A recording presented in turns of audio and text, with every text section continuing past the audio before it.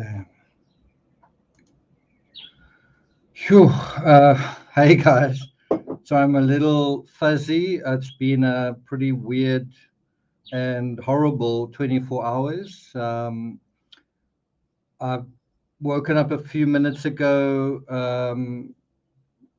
fuzzy from really weird dreams and nightmares. I think it's from mixing alcohol and medication. Not that I had that much. I just took one antihistamine, but nevertheless, there must have been some effect to that. So also, I'm trying to upload a reenactment that I did. It's over 25 megabytes, but I have put it onto Instagram, and so that should help us see it. Just been such a queue of downloads that it's just been difficult to get to. So yeah, so the scene that you see here is was yesterday afternoon. That was the near-death experience that I had. So I'll tell you guys about that a little bit later on. There's obviously been news of the new footage taken by Gray Hughes. I'm going to talk about that, which is really interesting. Make sure you guys vote in the poll. And yeah, thanks a lot for your kind comments online. The Yesterday was a pretty tough day. Definitely was quite a tough day, and then made worse by this. I didn't expect to have my own near-death experience yesterday, but there you go. Things like that do happen. So I'm going to take you guys to Terry, and Terry is at Prosa right now, and that's kind of almost live. That's kind of what's going on right now. She's made a fire and watched the embers sort of fade and fade even further. And I've got to say, I don't know, there's this theme of light coming out of the dark. And I've got to say, the photos that Terry sent um, stand out for being, like these latest photos. It's like a light show. There's like a fire in the sky. The photo behind me is one of those photos she took, and there happens to be a rainbow there. And although I know it's not the case, it sort of almost feels like, um, a message that there's been some kind of illumination coming at last, right?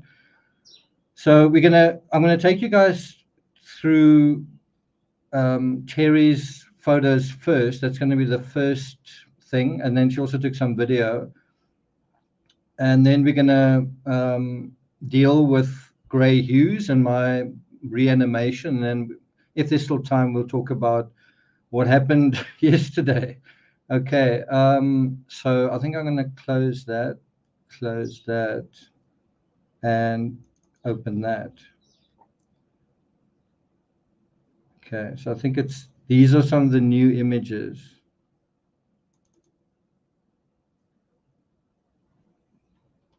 And it's so weird how there's also this whole analogy.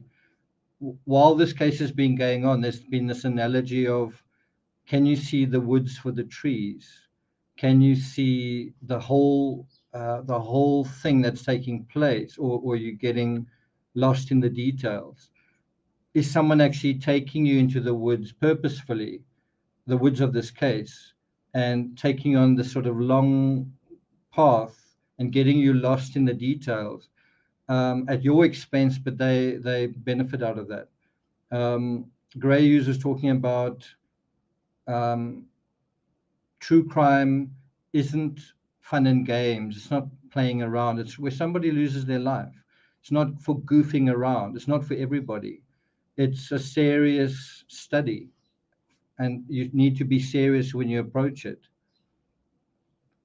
Okay, so let's go through some of these pictures. I'm going to take myself out of the picture, not in another way.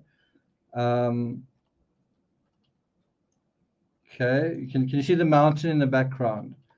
That's something that's easy to miss, is the mountain surrounding the lake. And that's obviously where this amazing footage came from in terms of, you know, fire cams. And now there's been a second one. Here's another image. You can see the water levels have dropped a heck of a lot. And you can also see that Kylie's vehicle would have been found kind of anyway, in the sense that the water levels would eventually have dropped enough just to expose it. That is the false isthmus, and that's sort of where it went down. And look how far the water's receded now. Shall I blow it up? Look how far it's receded. I would imagine Kylie's vehicle would have been somewhere in there. What was very unfortunate for Kylie and for everyone else was when you look at the water levels, you see that the deepest part was actually where Kylie went in. One of the deepest parts of the reservoir was where she went in. And otherwise, it's actually quite a shallow reservoir. It's not really very deep. But the deepest part where she went in was, you know, where she went in.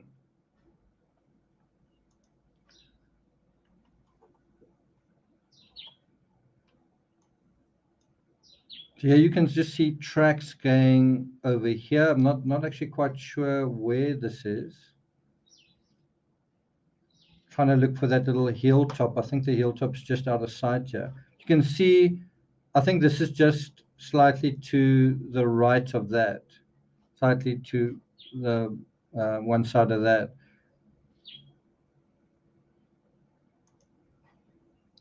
And one wonders whether the footage that Gray used took, does it come from that point or does it come from somewhere here? Just wonder. Anyway, you can see how you can drive closer and closer to the water as the water levels recede. There's some tracks over here as well. Looks like some motorbikes have gone through there, or perhaps mountain bikes.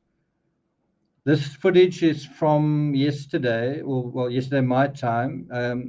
Today, Terry's time. Is that right, Terry? So here's another view from the front. Again, you can see, remember Nick Rinn paddled down here.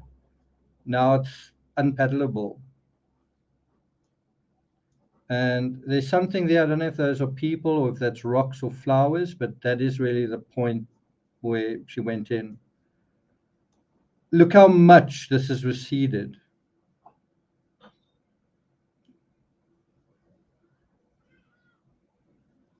And you could almost argue that if the party had taken place now, if the drought had been worse, or if there'd been less rain earlier, you could almost imagine that even if she'd gone this route, she would have been able to get out.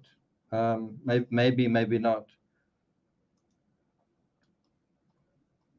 As I say, these are photos from today, Terry's time, very recent.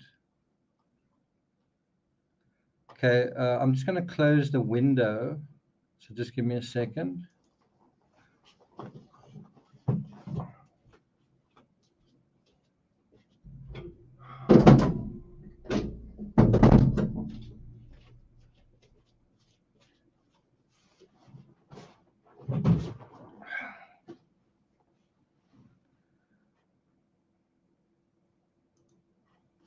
So just a couple of different angles. There you can see that verge that I was talking about.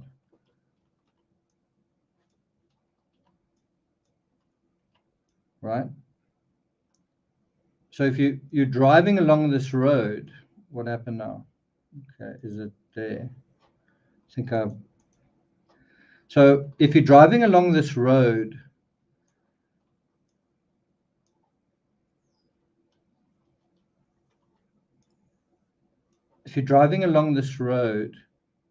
and Terry, tell me if I'm right about this. When you get to the very edge, there's this verge over here. And so if Kylie was driving, this would have come up in her headlights at the last moment, and she probably would have realized there's something wrong here. In other words, you're going on a straight road, right? And then at the end and sort of edge of that straight road is this sort of grassy verge right at the end. and that may have provided a signal that she's not on the right track. That, I mean, why is there grass kind of in the road? And it's because this isn't a through road. This isn't like a highway. This was the end of the road, literally and I guess figuratively. Do you guys see that? And so at this point, she may have actually diverted slightly, obviously far too late because of the speed she was going, anywhere between 20 and 40 kilometers per hour, but that's quite fast to be driving right here. If you are driving here yourself, I don't think you would want to go much over 10 because of where you are. You would want to drive quite slowly. So I wouldn't be surprised if she was going 30, 40 kilometers an hour. Not quite sure what that is in miles per hour.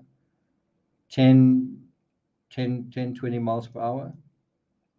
But yeah, you also get a sense of the slope. So that slope and then this slope, obviously it's a little bit steep on that side, but it is pretty steep and it just keeps going down. That's the other thing, is once the vehicle landed in the water, it could theoretically have continued going down, right? We know it turned upside down, but one wonders how long that took. But theoretically, it could have continued going down the slope even after having sunk. Okay. Terry, do you agree with that, that it feels like a road up until this point, and you can maybe drive there tomorrow and just look at that particular aspect, how much this grassy verge sticks out, how prominent it is right at the edge from the driver's perspective. Okay, Sleuth and Sandal says we calculated it at approximately 11 miles per hour. So that's also part of the intel we've gotten just from this footage. Obviously, California Highway Patrol may have, other ways of doing the same calculation, also using the telemetry of the vehicle, assuming it's still available.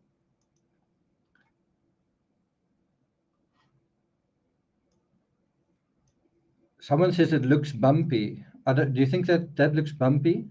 Do you think that part looks bumpy? Let's look at some of your comments. Okay, so now let's go to the next image. This is looking towards the left. This is towards the boat ramp. The boat ramp is around this corner. And this was where Nick Rinn came from this side, from AWP came from this side in that way, right? And one's got to wonder, I don't think there's a fire camera on this hill. I think it's somewhere that way. I'm not quite sure where, somewhere that way.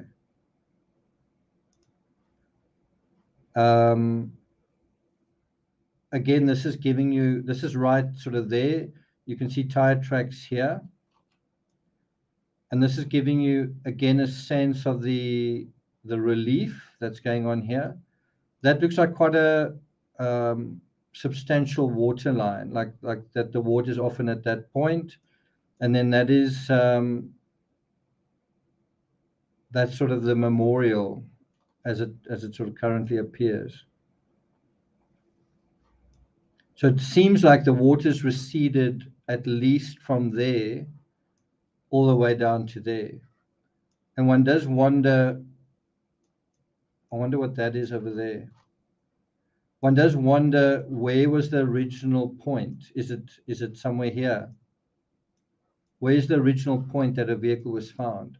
So, Terry, can I ask you to do something else? Can you go from the estimated water's edge?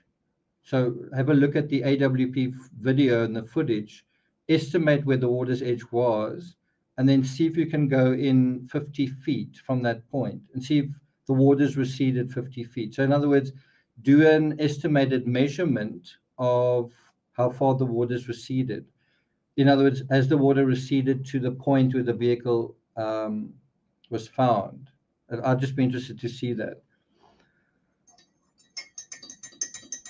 Okay, let's have a look at. Sorry, I just need some coffee. Let's have a quick look at the poll. Accident 62%, foul play 38%. So those numbers have definitely changed. For, I would say, the duration of this case, the past 2 months, it's been the other way around. It's been 70% and 30%. It's kind of 60-40, it looks like. It's actually 60-40. So accident has sort of doubled, and is now in the majority at this moment. Foul play has dropped by about half, I would say. But it's still quite a lot. It's still quite a few people, 40, almost 40%, still saying foul play.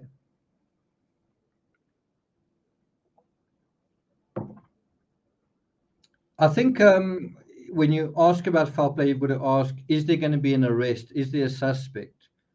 Those two questions. That's what we tend to understand with foul play. Is someone going to be arrested in this case? And is there a suspect that is going to be highlighted, this person did something wrong? Is that going to happen?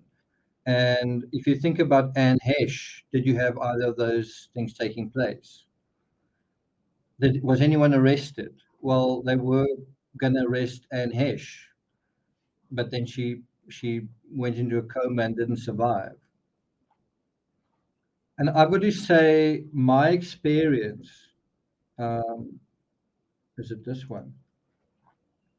My experience yesterday kind of put into perspective the the reality of exactly what we're talking about here.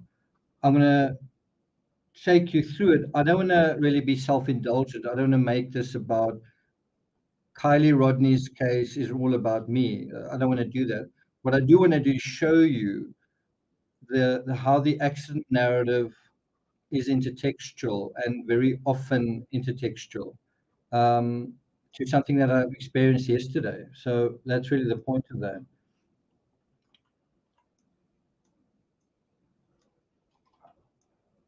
So you can actually see, the sky is quite, it's quite a beautiful sky for when Terry was there. Can you see there are vehicles on the opposite bank, right? You see those vehicles? We also know that the light shone right across to the other side, which we're going to talk about. And the issue is, if you're talking about foul play, this wouldn't be a very good spot because someone could be on the right on the other side, and this is a public camping area. So to commit a crime with in such an exposed area just didn't make doesn't make any sense. Didn't make any sense and has never made any sense. Um, but anyway, there you see, these cars on the opposite bank. And this is also where you can go right up to the water. Okay, so wow, that's quite a poignant picture, Terry. I want to just take myself out the picture.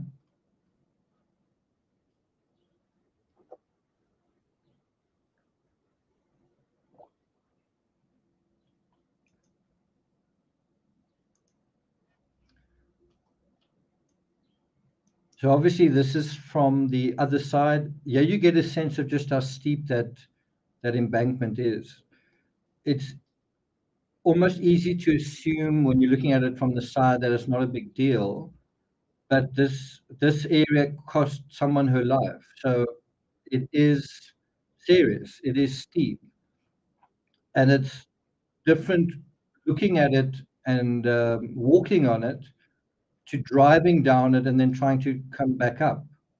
It's a steep slope at the bottom. It's wet and muddy, and it's kind of a one-way road. It was a one-way road for Kylie. So this is quite a good image showing that that area where the other vehicles went, right? And I wonder whether that is the location of the fire tower in the Grey Use, the latest footage from Grey Use that has come out. Have you guys seen it? I think that's possibly because it's from almost behind, not directly behind, but almost behind. And I must say, every time we get a new perspective, and this is literally a new perspective, we get a new perspective, right? Every time we go to Proster Lake, we get a deeper, darker sense of what has really taken place. I wouldn't really say darker, a deeper sense of everything.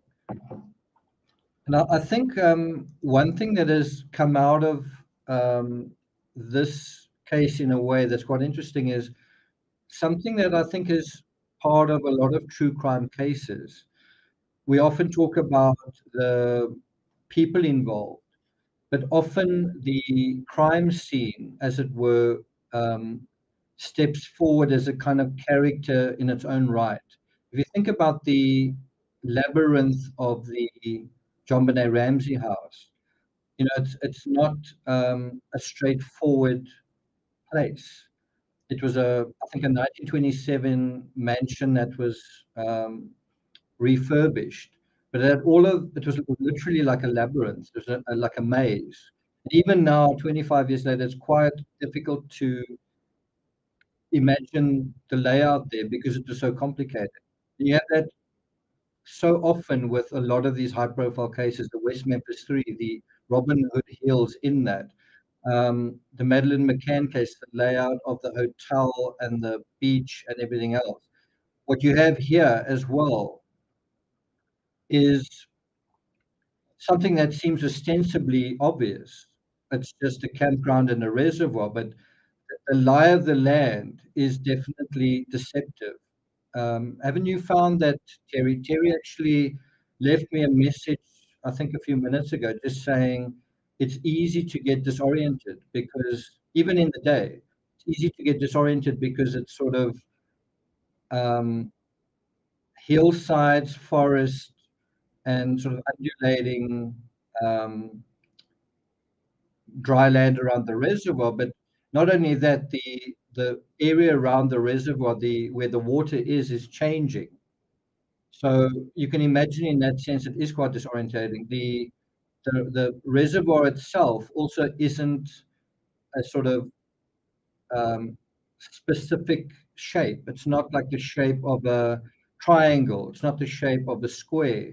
It's kind of a very weird octopus that changes its tentacles every now and then based on the water level. Yeah. So that's such a great point that the terrain is actually tricky. And you might say, and Terry's been there, I think this is Terry's fourth time. You might say, yeah, but you know it. You've been there before, you know the terrain. It's not really like that. It is definitely, as Terry says, disorientating, and I think you can't get away from it being disorienting at night because it's up and down in the dark, and there's nothing to orient yourself. There are no street signs. There's very little light, and you don't really know where the water is. And this is especially when you go off the main routes, and that's exactly what Kylie did. The turns are hairpin. Also, you are distracted to some extent by the road being fairly rough, and there are no signs really saying sharp turn or stop or anything like that. It's basically just um, a murk that you've got to find your way through. Sharon asks, isn't the road very rutted? Yeah, that's it. Okay. Oh, I've got to watch. Oh, that's too bad. Can I download and install this now? Okay. Anyway, let's go on to the next one. Another one. So this is right there, and looks like Terry's put some flowers down. I didn't. even asked Terry to go. Terry felt that you wanted to go. And that's something we really appreciate, is that our own members of this channel um, are so connected to some of the cases that we cover.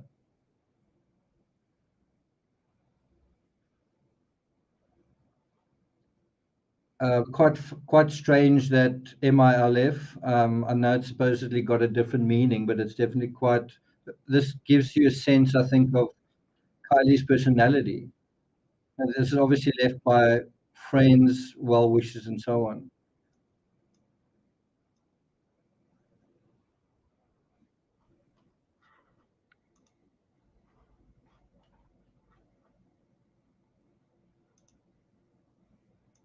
So there's another video there. I'll try and see if I can download it in a second.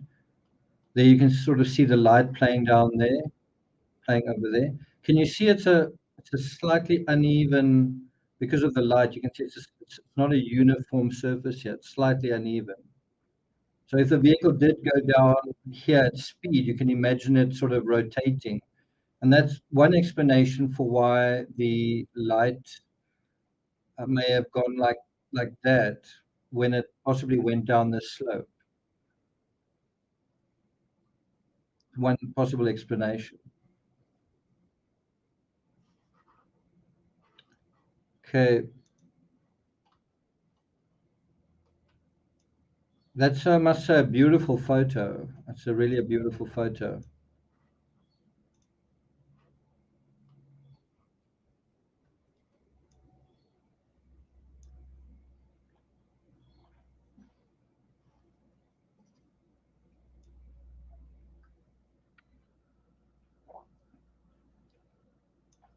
So once again, that looks like there's a fire tower somewhere here. Sorry, yeah, well, a fire cam somewhere here. I think that is the source of the fire cam that Gray Hughes mentioned. That Gray Hughes did his latest work on.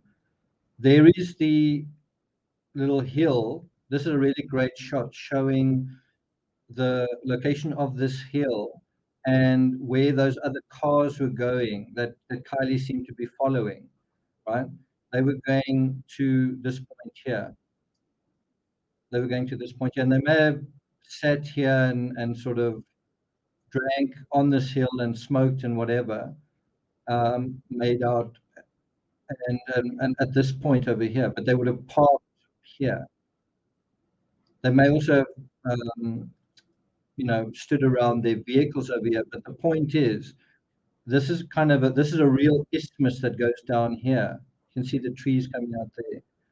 That's a real isthmus coming down here. And if you parked here, you wouldn't be able to see over this line, right? Can you see that?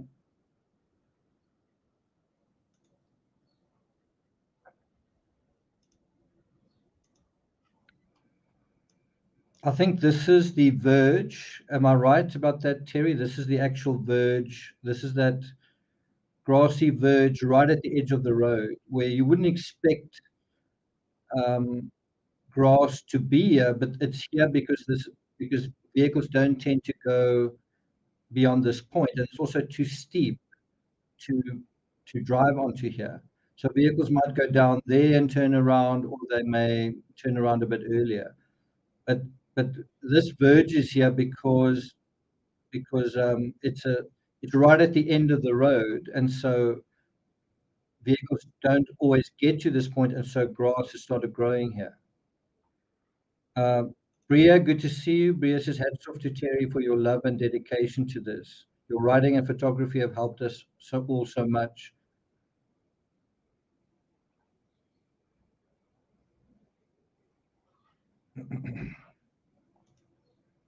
Okay. You can see the light is changing constantly in these photos as the sun, I guess, goes between clouds and so on. I think that's sort of the last vestige of the grassy verge. You can see it's slightly elevated there as well. slightly elevated there as well. One wonders whether she tried to turn or whether she went straight over it. You know, if she went straight over it, the vehicle would have kind of gone like that, right? It would have tilted to one side. And you would almost imagine if she was so drunk that she took a wrong turn, would you notice the grassy verge in front of you? Would you notice something fairly subtle like that? Um, that's definitely a maybe, maybe not question. Um, it's midnight in California.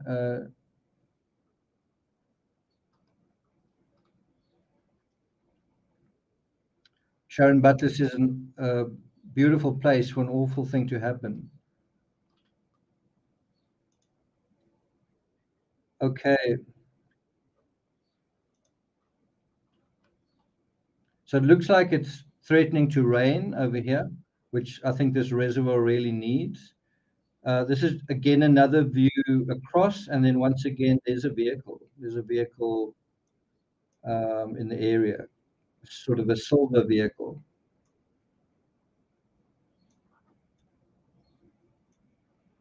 Again, you can see just how much it's receded.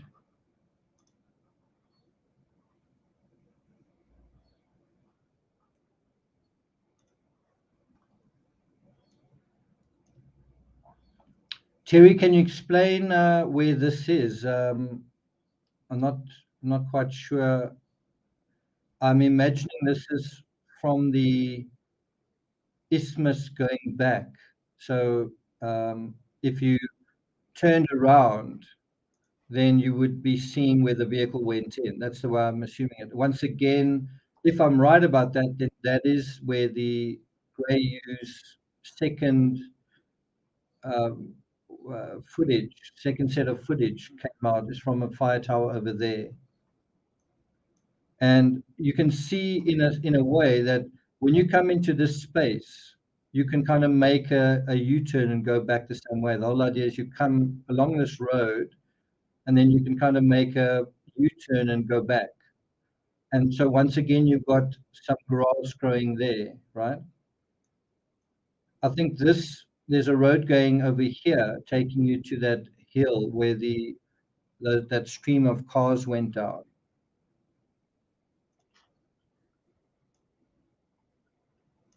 So I think once Kylie reached this point, she must have wondered, even if she wasn't completely sober, she must have wondered, what the heck is this? It's like the road has just become like a river, like a parking lot in a way. You know, this isn't a road anymore. This is something else. But by then she was probably going, as you guys say, maybe 11 miles per hour. She was going fairly fast. And she probably may have thought about that at this point when the lights had sort of spooled like that, realized, wow, this is weird. So there's another great shot of the way that, just look how beautiful the light is. The way that that string of two or three vehicles went towards that spot. That's where they were headed to, that little hill there. Now you can see a little more clearly here where they could have parked, sort of that saddle area. You wouldn't park up here and you can't park up here, but you could park somewhere there. But this is in a way out of sight. If you park there, that would be out of sight to what is going on down here.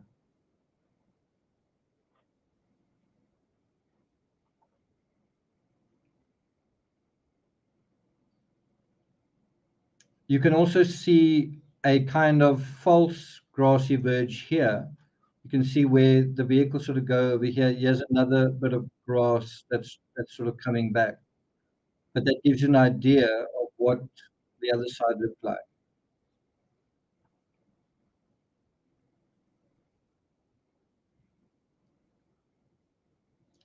I think so too. Terry, we didn't know we had a budding photographer with us. Um, Sharon says she may not have seat belted up. That's an interesting question. I think people who often drove with her would be able to answer that. So Jagger might know, Sammy might know, like when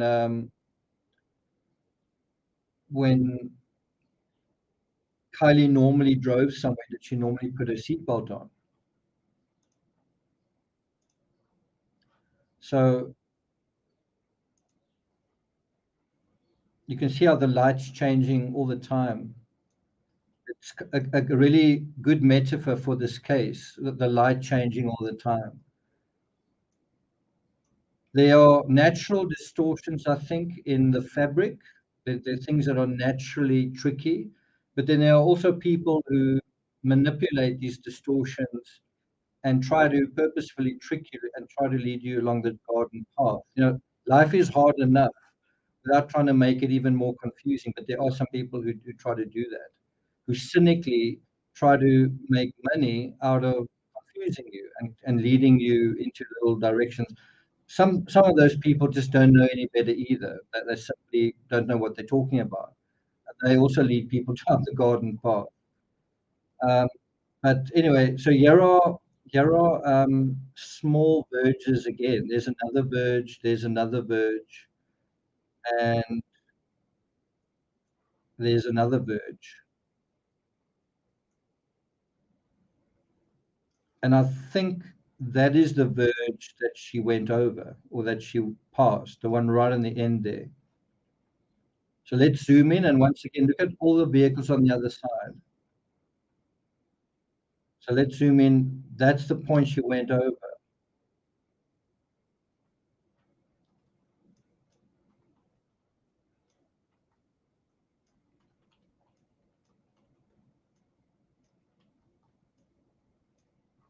There's that verge.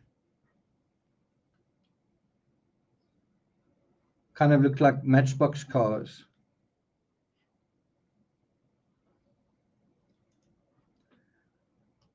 So you can see the seasons are starting to change in California. Soon this is all going to be, well, pine doesn't really do that much, does it? Okay, so, but these trees do. So this gives you an even better idea of why, if you were here, you wouldn't be able to see what is going on there, right? Because it's kind of lower down and slightly around the corner, right? And they would have parked in this sort of area. So you've got to see over this hill um, that a ways.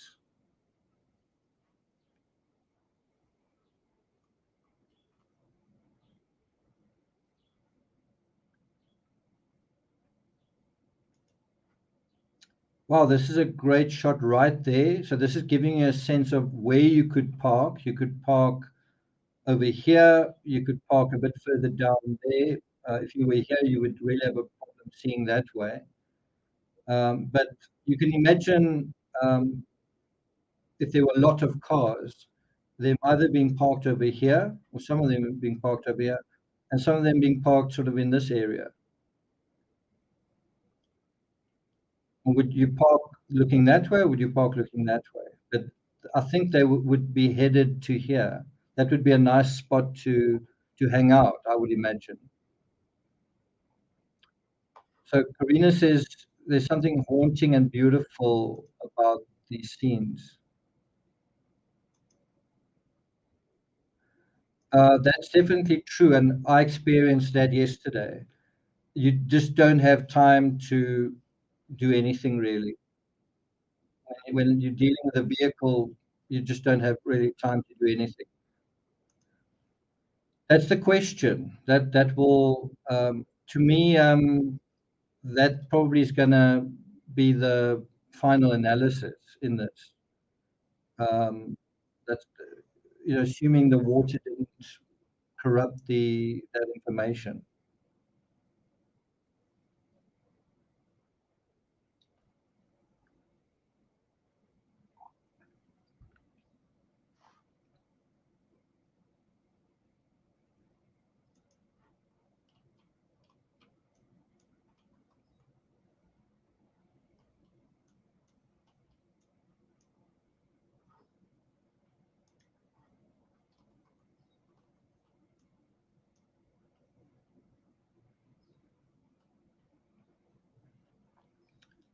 This is really the best time to take photos. The light turns like a golden color. It's a kind of light my great-grandfather used to paint in.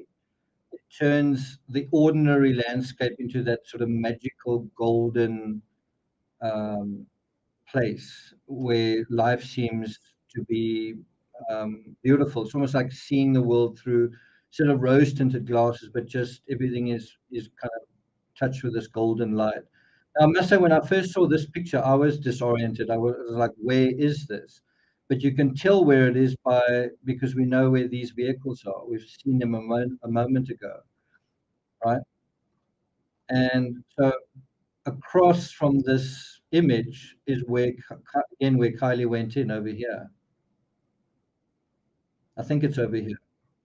And I don't know if that's the grassy verge. It's a little bit difficult to make out. It could even be the next one in. Could even be somewhere there. Are those people over there?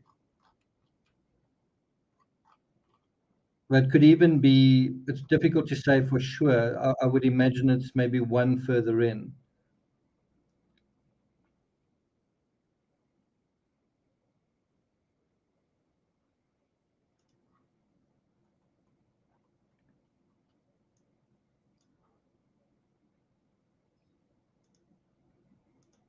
I'd love to show you the video, but I didn't expect that I wouldn't be able to play it. Another great photo. Just look how beautiful that green is, golden green. But this is taken from the perspective of that hillside. So if you were on the hill, but bear in mind the party goers were going to this point at about the same time Kylie was. So they would have had to park and they would have to get out their cars and go up the hill. And obviously, this happened, um, I guess, while they were parking their vehicles. Kylie drove into the reservoir while they were probably parking. But this is the view from the hill. It looks like some bikes or motorbikes or something have been going right to the edge here. Timmy, are you dreaming?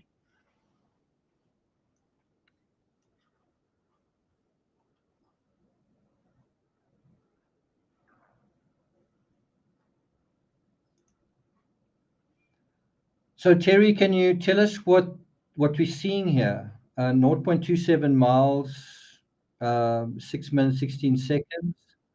Can you tell us what that's about? Timmy.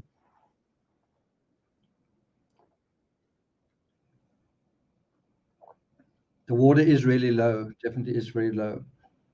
What amazing atmospheric conditions on this day. Very beautiful sky.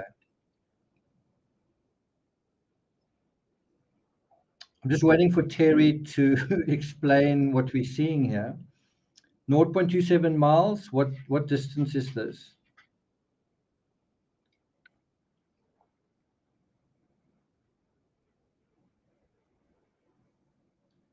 As I said, she would have had light from her car lights for such a very short time and then utter darkness of cold water. I'm still just waiting for Terry to tell us what we're seeing. Terry, maybe keep your comment short so it can come out earlier. That's the route from the island back to the peninsula. Okay, so it's less than a third of a mile, 0.27 miles. So the distance from that little hill to where Kylie went in is that distance, which is fairly short, but it's a um, kind of goes like this and it goes like that. Thanks for that, Terry. So that's that distance.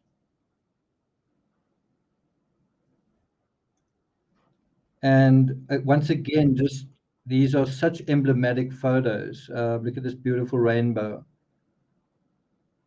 And I know that it's not like that. It's not like, uh, well, maybe it is. is this kind of a sign that things have come to the right place finally in this case? Kylie did seem like a nature child. She did seem she was living in a place called Lost Trail Lodge, and it was all about being very close to nature. And as nature finally smiled on the events that have taken place, you kind of get the sense that the trees, the soil, the water had an awareness of sorts, and a sort of atomic awareness of what was going on. And all this chatter in the ether, in the digital chatter, was kind of like a nonsense, like a cloud of nonsense sort of floating by every day. And finally, light just come into the story. Doesn't feel a lot like that.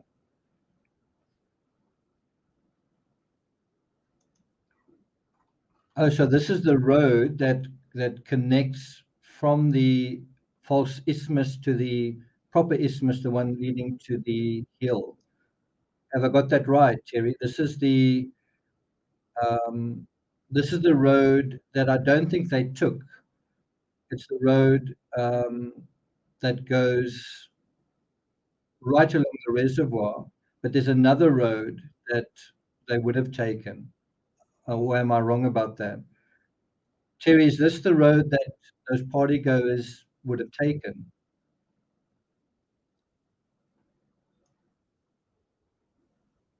Because I know there are two. There's one that goes right along the water, and there's another one that goes slightly in from that point. Just waiting to hear what Terry says. Terry, is this the road you think the party goers took?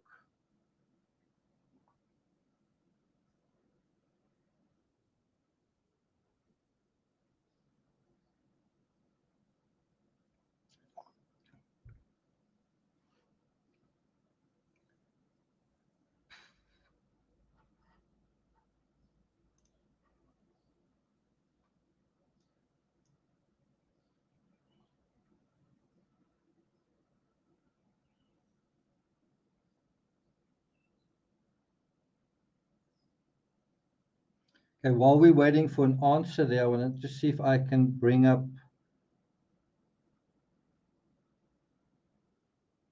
that map that I've had all along. I don't think I have it. Maybe did I email it?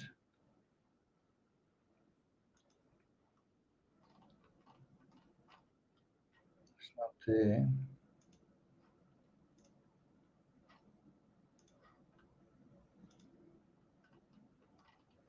Or there.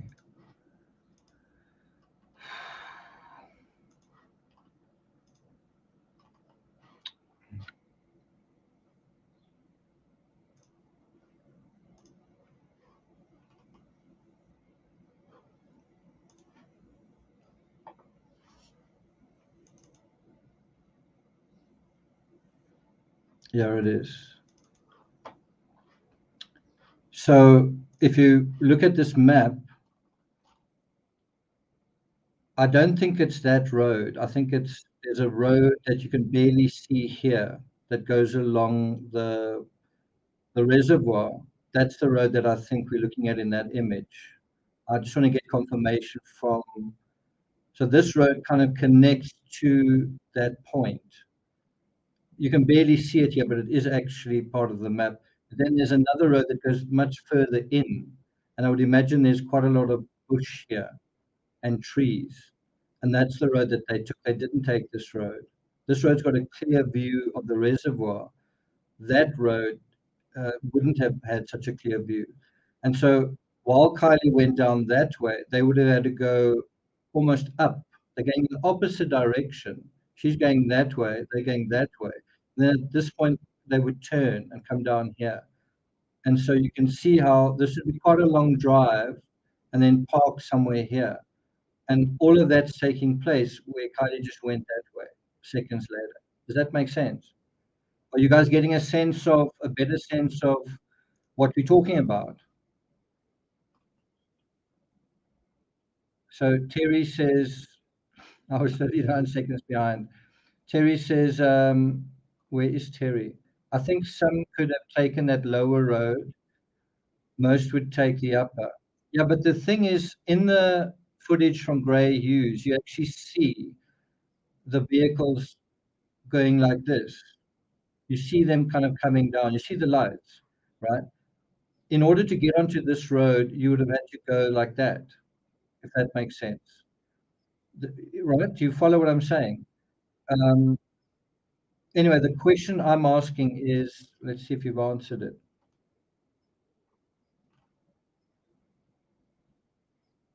The question I'm kind of asking is this the lower road? Um, where's that image?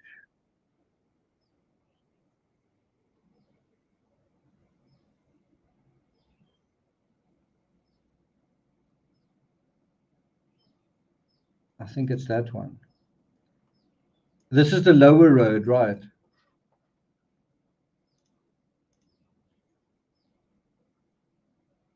Um, Terry says, if you pull up my Runkeeper maps, I took both the upper and lower trails. Okay, so I'm just trying to get a confirmation from Terry, but I think it's obvious. This, I think, is the lower road. It would be interesting to see the upper road, how that looks, but I'm assuming this is the lower road. This is the road that those party goers didn't take. So there's another beautiful shot of the rainbow.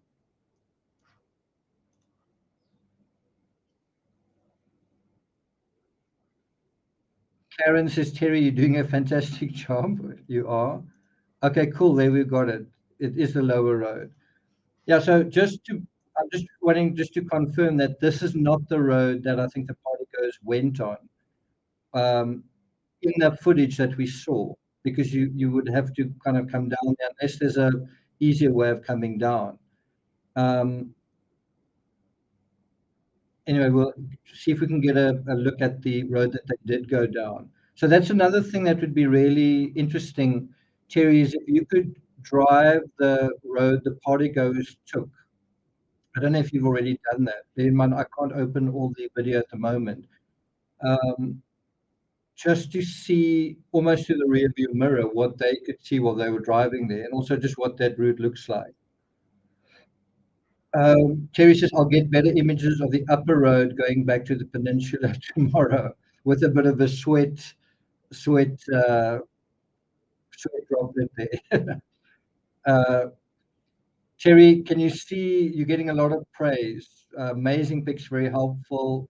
CJ says you're amazing. Also say you're amazing, and I'm also really grateful for this. Um, I'll be putting all these photos on Patreon just so that you guys can study them and look at them a bit more close. And also, if Terry wants to explain other things, so there's a vehicle as well.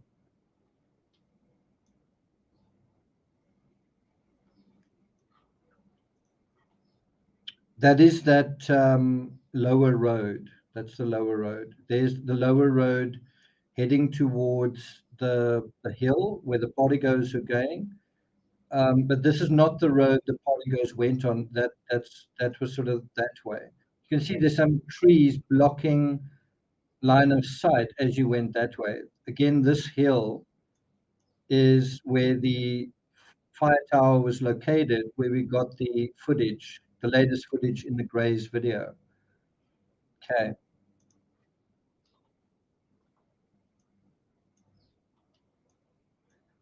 So Terry's still taking photos. The sun's kind of going down. What's been going on is the sun's kind of been going through this scrabble of clouds, and you get this pretty gold, sometimes diffuse light coming through there. And sometimes there's light, sometimes there's shadow. And it's really great conditions that you took these photos, Terry. Thanks very much. It's much better taking photos at this time of day than right in the beginning, right in the middle of the day, because that's not the conditions that Kylie faced. Seeing it without the light gives you a deeper sense just of the subtlety of the landscape. With the light almost gone, there's a very little sense of perspective here. Do you see that? Even also in the dark.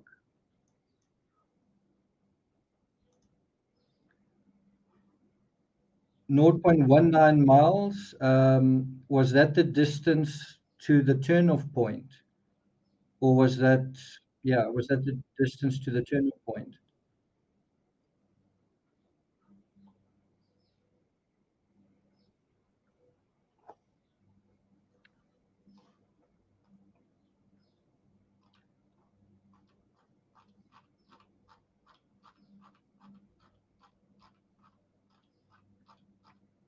By the way, Amy Carter, sorry I missed that. Thanks very much for that. Thank you. Terry says AWP was describing leaving the main campground road. I wouldn't take an RV down there. What's also interesting is, and I've been meaning to deal with this, where Doug talks about that is not a left turn road, and Kylie took a right turn. So you've got to wonder whether Doug was properly orientated. Like, was he talking about, was he, did he know where the party was actually held? Because a lot of people, including us, we initially made the assumption that the party was at the campground. And then, and if you were there, it would be totally right to say that is not a wrong turn road, and that also that's not um, a left turn, But Khalid did take a right turn, and that is a place where you could make that mistake. That's exactly where you can make that mistake. But but you would only know that if you properly orientated yourself in terms of where the actual party site was. Okay, so let's continue. So some of these photos right at the end are really incredible, really beautiful. Fire in the sky.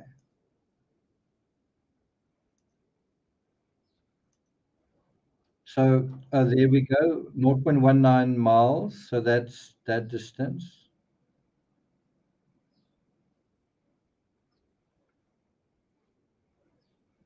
18 calories.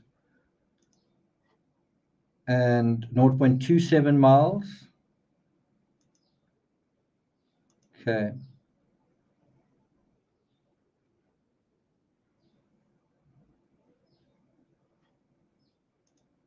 Okay. So I want to take you through a couple of stunning images that I haven't already showed you of from Terry. So this is Terry, by the way. Maybe time to introduce her a little bit better. So Terry is actually camping at the Prosser Lake area. There's a tent. She's camping in the campground area, and there's the tent, and not too many people around her. I think that's her setup. She says it's so quiet that you can hear a pine needle drop. So,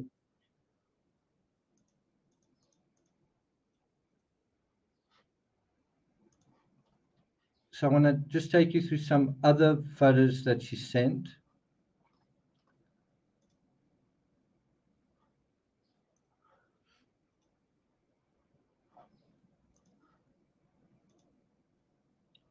These to me are really stunning. These are really quite something.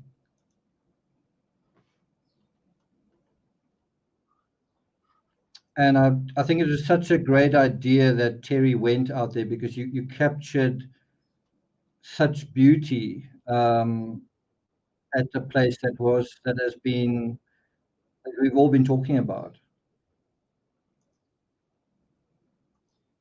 Look at the pink in the sky there. Just going to take myself out. Let me go back to that one.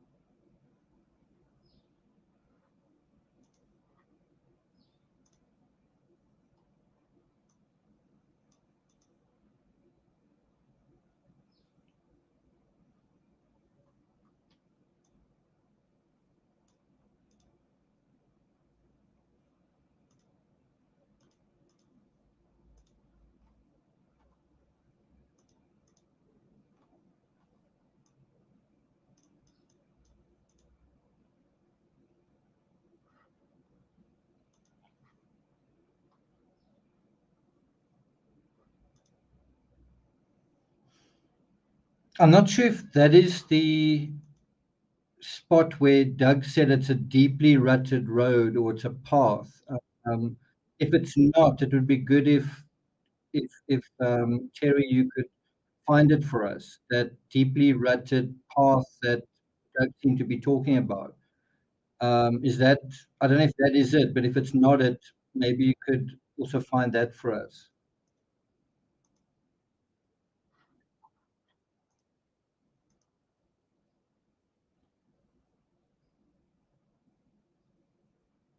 Okay, I think that's the last one.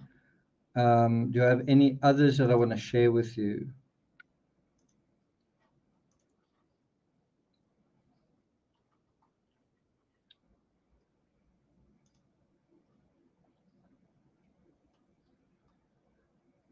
I found this a very haunting picture as well. I found that a really well done picture. And the reason is because you have so much darkness in this picture, but then you have the light as well. I found this picture for me, despite all those other pictures being so beautiful, I found this picture the one that really stood out to me. Um, the darkness being undone by the light. And there's not a lot of light in this picture, but there's enough that you can actually see. And I feel like this case has been a lot about the forces of darkness, all the negative motivations, all the negative impulses from a lot of people that have, um, some of them in a mischievous way, some of them in an opportunistic way, some of them in a innocent but misguided way, taking us away from the light, taking us away from the truth. And finally, there's been some light. Finally, there's been some truth. And this picture to me speaks of that. A lot of Terry's pictures speak about that whole idea of um, the light returning, the light disappearing, right? Okay, I hope you guys have found this worthwhile. I certainly have. We've just really looked at pictures. We've just orientated ourselves. We've just gotten a deeper sense of the place that we're dealing with. We're still trying to understand the layout and the what has been important to look at here is the um, the relevance, the juxtaposition of those other party goers, the two or three vehicles that went one way, the juxtaposition of that to where Kylie went in. That's now another dimension to the story. Terry says, I'm honored to have my images shared in this way. I'm incredibly appreciative. I mean, I wish I was there. I wish I could have done exactly what Terry's done. And the fact that Terry has done it, I'm just incredibly grateful for that. That's what this story needs. It needs a Terry. There's true crime rocket science, and there's Terry crime rocket science as well. And Terry is a great asset to us. So, all of us, thank you very much. Uh, T- Terry says, seeing Kylie's light disappear on that fire cam just gutted me. Love and light to her family and loved ones. Yeah.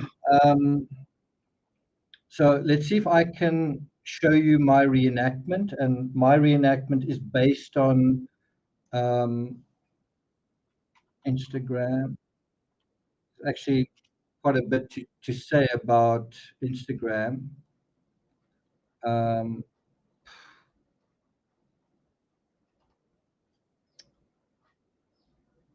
I think I'm going to have to do it like this.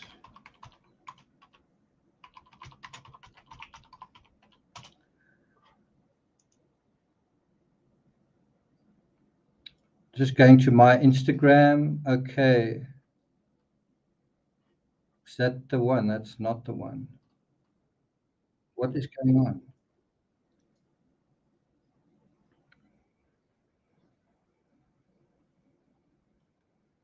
I'm just checking whether my Instagram of the reenactment is up.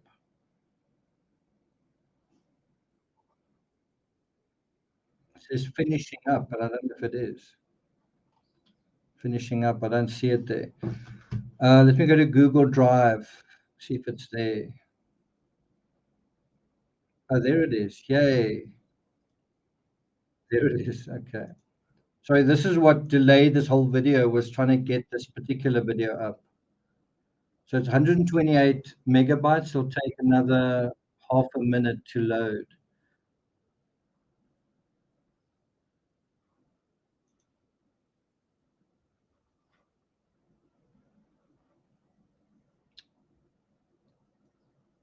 Just give it a couple of seconds. So I did this video to address what Gray Use was showing from that rear view perspective, right?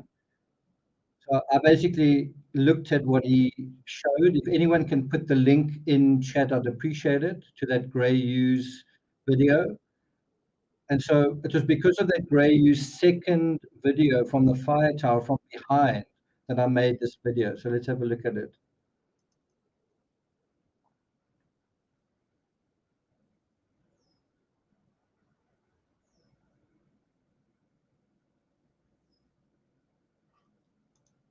Oh, you guys can't see that. Ooh, sorry about that. Okay, so let me take you guys through this. Let's go back over there. So um, there is the grassy verge. What I've done here is I've put a T-shirt that's the color of the isthmus over a slipper, a like what you wear, a pajama slipper kind of thing. Not quite sure what you guys would call it. And then that is representing the water. And although I don't think the vehicle went completely airborne, I do think it was sort of airborne. Like I don't think it just drove down. I think it sort of went airborne for a little while. Okay. But what I'm trying to show you is how that light would have gone like this and gone like this. And that is why it goes like that on the opposite bank. It could actually have been doing this while the vehicle was going down that embankment, right? And then only it hits the water. So anyway, let's have a look.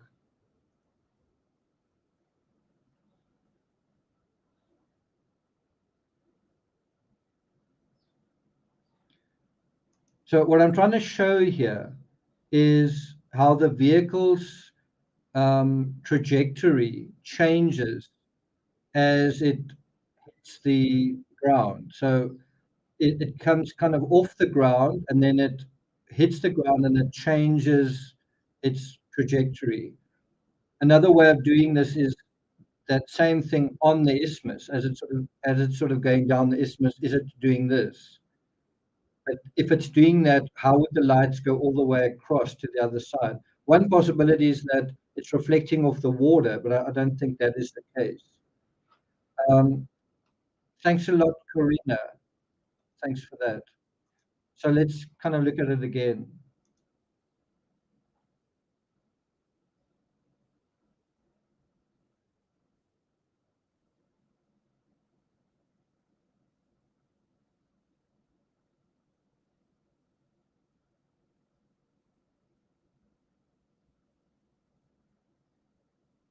And now this is a rear perspective. It's from the perspective of that camera.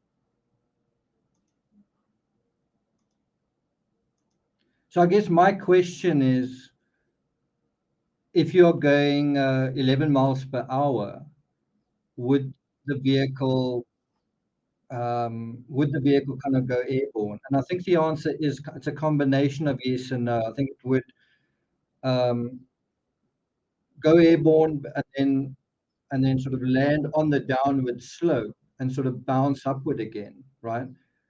And then it would hit the water and then kind of go upward again. And that's sort of what I'm trying to show here is where it bounces upward. It bounces upward. Can you see that? It's going in, then it goes up, and then it kind of stabilizes, goes down and sinks. That's what I'm trying to show. The other thing that you can see there is how the momentum is taking the back out that way. That is how the vehicle kind of came in. So if you watching that reenactment and you say, yeah, that looks right, then the reenactment has merit and it's of value. If you look at that and you say, that doesn't feel natural, then that's not right, and then we need to fine tune it and update it, right? We're trying to figure out how the lights went like this on the opposite bank, right? Is it from hitting the water? Is it from hitting the slope?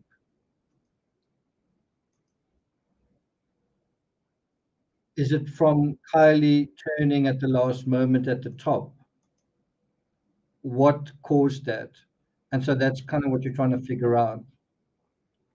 We're trying to really imagine that last moment of entry of the vehicle into the water.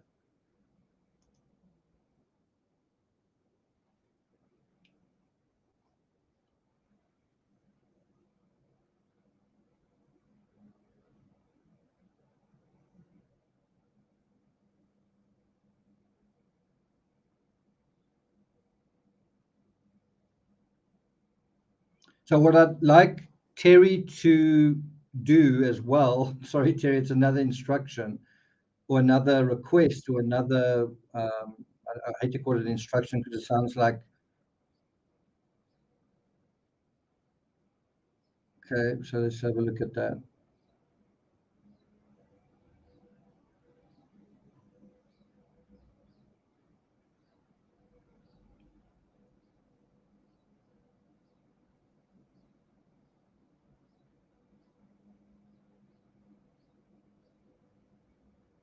Okay, so Terry, what would be awesome is if you could drive there to this point and stand there and then just think, try and imagine a vehicle actually going over there and what you think is the likeliest. So in other words, standing there, do you, would you see the vehicle going at about 11 miles per hour?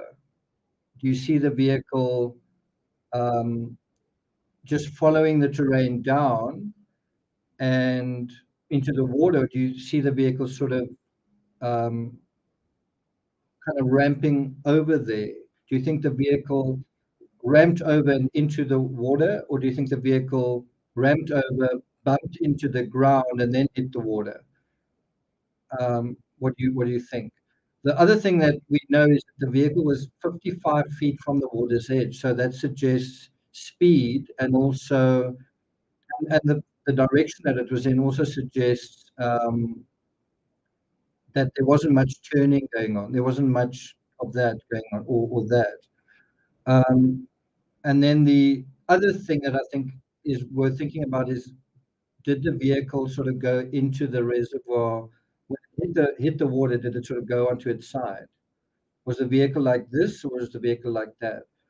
I somehow think it wasn't on its side. Um, I don't know. Okay, do you guys want to hear about what happened to me yesterday? Do you guys want to hear about the accident I was almost in?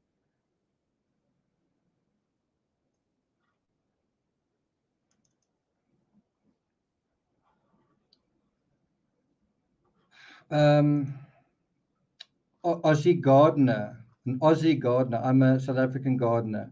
Thanks a lot for that. Appreciate it. So it would just be good to get Terry's assessment standing there of what she sees in her mind, having driven there.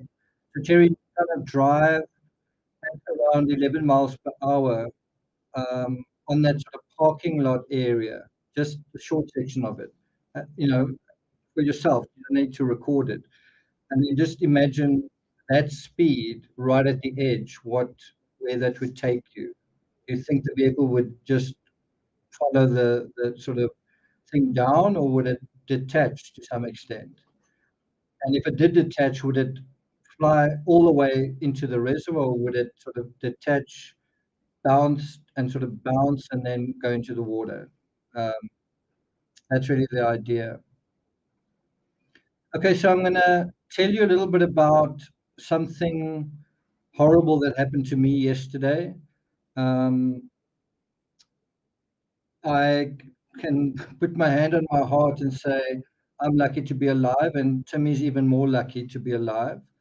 What you're seeing here in this video, what you see over here is a vehicle that has crashed into another vehicle right there. Can you see that over there? So there's a little road over here. There's a little road coming over here, and where this guy is standing, that's where my car was parked. And I'd gone into this. There's a pizza takeaway place over here. Can you see? See if it comes up. So this is a Pizza Express place over here, and I never really go here. But for whatever reason, I think there were some negative forces yesterday circling around. For whatever reason, I went here. I think it's the first time I've actually ever been here. It's the first time I've ever gone into this place. And so while I was waiting for um, the pizza to be prepared, I went over. This is not my vehicle, but this is where my vehicle was parked. I walked to my vehicle where Timmy was, and the window was open. So I was standing right there, and this vehicle crashed right through there into a vehicle here, and actually sideswiped my vehicle. Actually hit the front of my vehicle. I'll show you the photos of that in a second. Let me take you through some of the footage. You can see this vehicle is quite badly damaged over here. I'll show you the other side in a second. So let me get out of that.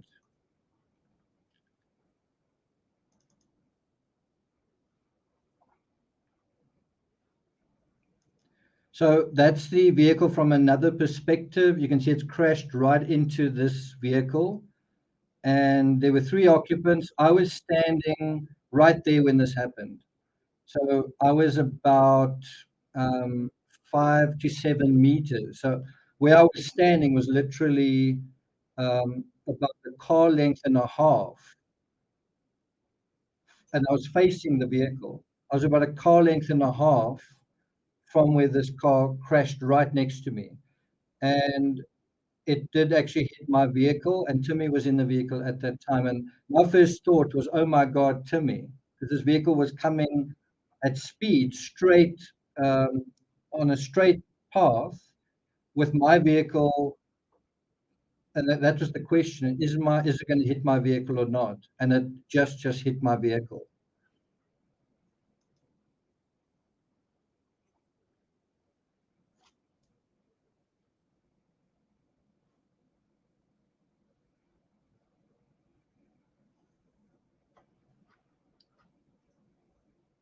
Okay, so this is my vehicle, and you can see how it hit the front of the vehicle.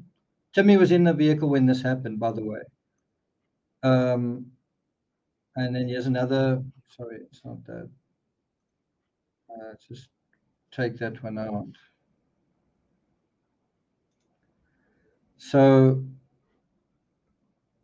I thought I had another picture.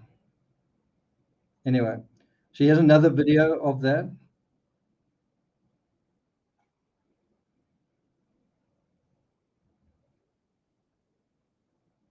I didn't take this video. I actually asked someone to take it for me. I didn't have my phone with me.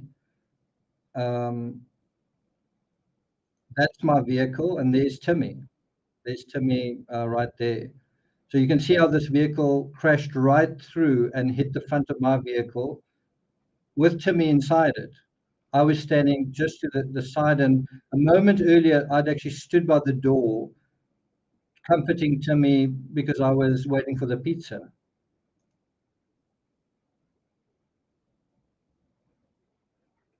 You guys see that?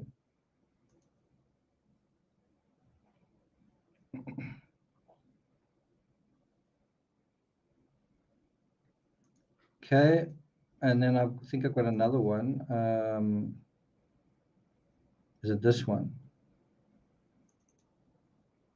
This is the video I took. You can see it flattened a lamppost.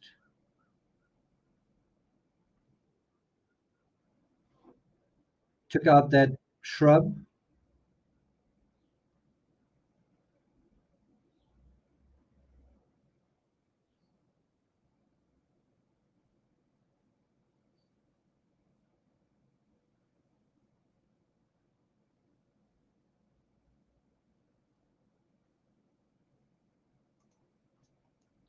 Okay, there's that one. And then crash. I think this is another one.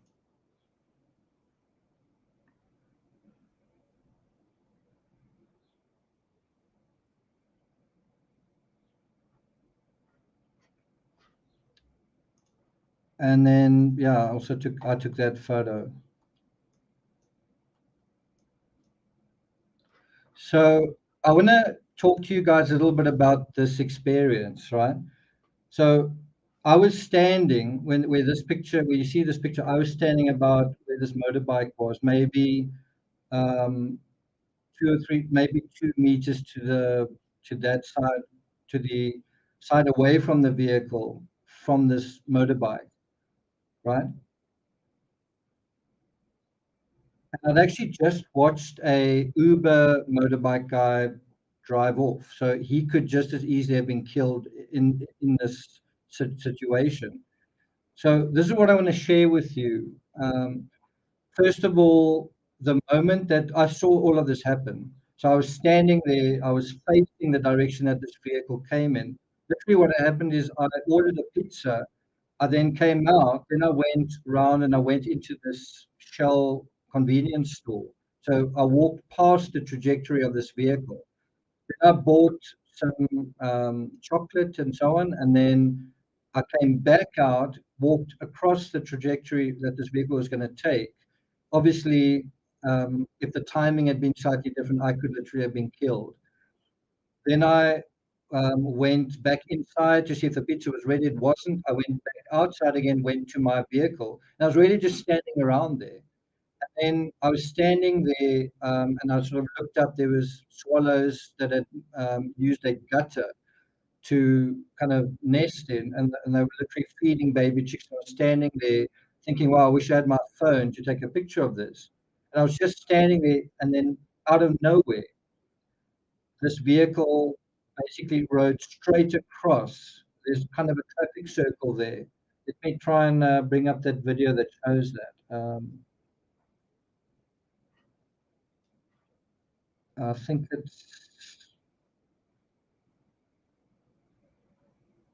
it's this one.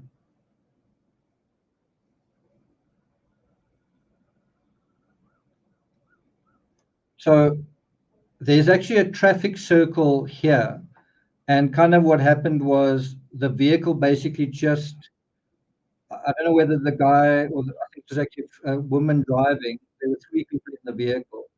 I think the woman who's driving must have been looking at her phone or something because the vehicle went straight across the circle area. There was no turning, it just went straight across. And it plowed over a little island, took out a plant and it took out a pole, and then crashed onto over the next paving section, and then crashed into the vehicle. I was basically standing right next to that vehicle, hit my vehicle, hit the front of my vehicle, and then crashed into another vehicle, which happened to be, it belongs to I think the chef at the restaurant. This is kind of in front of a restaurant, and that's where it came to a stop. But basically, this vehicle went straight across a traffic circle where obviously you need to be slowing down and turning. And so I just want to share with you my experience of this. So my experience was I was standing there, and I saw this vehicle. It was obviously moving too fast, and it was like, this is an accident, meaning I'm about to see a crash. The moment I saw the vehicle, I could see it's moving way too fast, right?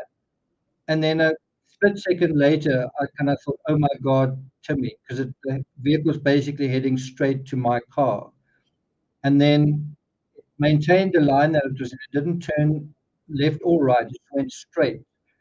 And thankfully, it was on a course that it just I didn't miss my vehicle, it actually just sideswiped my vehicle. But it could have been a lot worse. It could have slammed into my vehicle full on, and Timmy could have been killed. Timmy could definitely have been that vehicle, that large vehicle hitting my vehicle from the side with my dog in it. Timmy could definitely have been killed or really badly injured.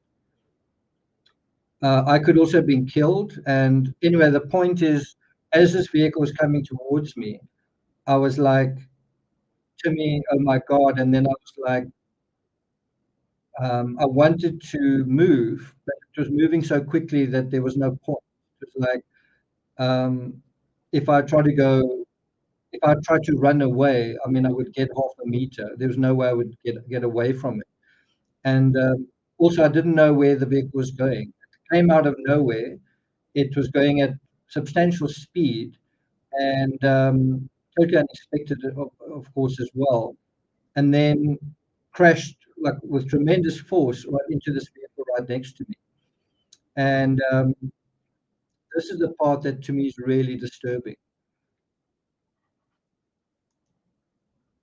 So that vehicle you're seeing in that footage, that vehicle only arrived after I'd been on the scene for about 15 minutes, went home, which took quite a while as well, dropped Timmy off. I was kind of shaken. I kind of made something to made I think I had something to drink, like a glass of water or something. Then I got my phone because I didn't have my phone with me. Then I went back to the scene to record footage. I wanted the number plate, the license plate of the vehicle that crashed. And then only after arriving back did this vehicle actually arrive on the scene. There were other vehicles on the scene. There were other. There's a traffic. There's a police station right across the road from where this happened. So there was an officer who literally walked across the road, and I spoke to him and I said, "Hey, I'm a witness," and he kind of brushed me aside. And this was definitely quite disconcerting. Um, the guy whose vehicle got totally crushed in the back of it, was obviously really upset, and he started recording exactly what I wanted to just record it for insurance. Um, and the occupants were screaming at him, don't record this. And I have my rights, something like that. And I think maybe they were worried that he was going to put it on YouTube or something. By the way, none of the people involved are in this video footage. I think they were actually taken to the police station. But I think that's why they didn't want it to be recorded. He wanted to record it for insurance. I wanted it for the same reason. What was really shocking to me was I was trying to talk to the officer on scene, and he really wasn't interested. Um, I said I'm a witness. I went to him quite a few times, really didn't seem interested at all. Um, Probably about 15 minutes later, I think he approached me, and all he did was he took my name and my number, and then that was it. Um, And that's why when I hear about law enforcement being criticized in America, it's nothing compared to what we're dealing with in South Africa. This was a case where people could have been killed. Um, People, like, as in plural, like while after the accident, there were people walking their dogs that walked by there. Um, it's a it's a place where people come and order pizza. They come and they go, and that is exactly where this vehicle plowed right in. And it's a vehicle that's not from this city; it's from somewhere else. It's obviously someone who's unfamiliar. The other thing that made me really angry was I realized afterwards that this weekend there was a big party taking place. Um, it happens every year. I'm not going to talk too much about that, but there was a big party going on, and it's such a big party that you can hear the music from far away. And parties are notorious. They're notorious parties. And some friends of mine have a guest house, and often people who attend these parties go to the guest house and they trash it because they get so wasted. And so I found out afterwards that this party was happening now. And in fact, when I arrived home, I could actually hear the doof, doof of this party. And so these people who crashed into this vehicle and actually started from my vehicle were actually party goers. And they were actually, I guess, heading back to the party or going to to enjoy the party kind of at night. My slip, my receipt from the restaurant said um, 20 minutes past 5.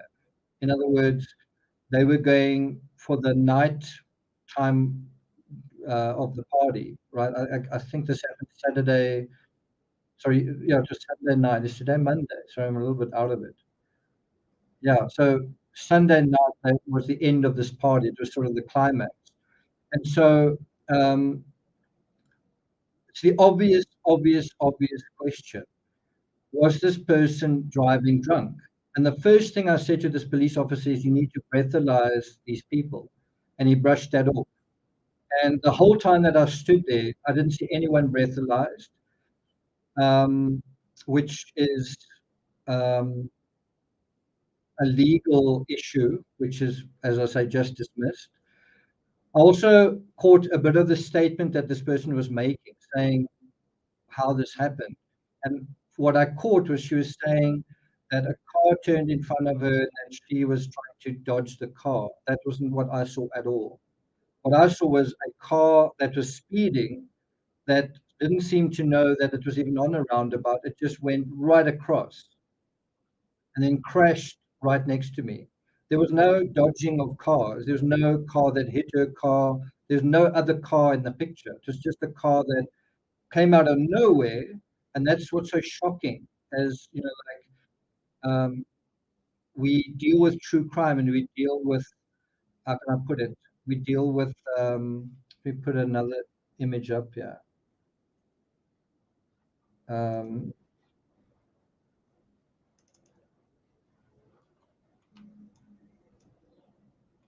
we deal with true crime and we deal with rational arguments, or some of us do. There are definitely people here who aren't rational, aren't logical, aren't sensible, are sensational, and if they're not sensational, then they are talking about things either to be popular or they just can't help themselves and they think that something is happening, right? Some things take place that aren't rational. This wasn't rational. This wasn't someone driving in a rational way. This was someone who wasn't rational and wasn't sensible. And someone nearly lost their life here. There's honestly a moment when this vehicle smashed across the road right next to me that I thought I was going to die. I honestly thought I was going to die. And it's like when I arrived home after this to fetch my phone, right? And I walked into my office, I thought, this is what people would have seen if I had died. They would have seen what my computer screens were open on. They would have this would have been the aftermath of my death. People would have seen, wow, this is what he was working on. And probably no one would have photographed it or really cared. It would have just been, oh, okay, let's turn his computer off. Let's let's uh, let's prepare his funeral. And probably some of you would have thought, well, Nick died. Did he commit suicide?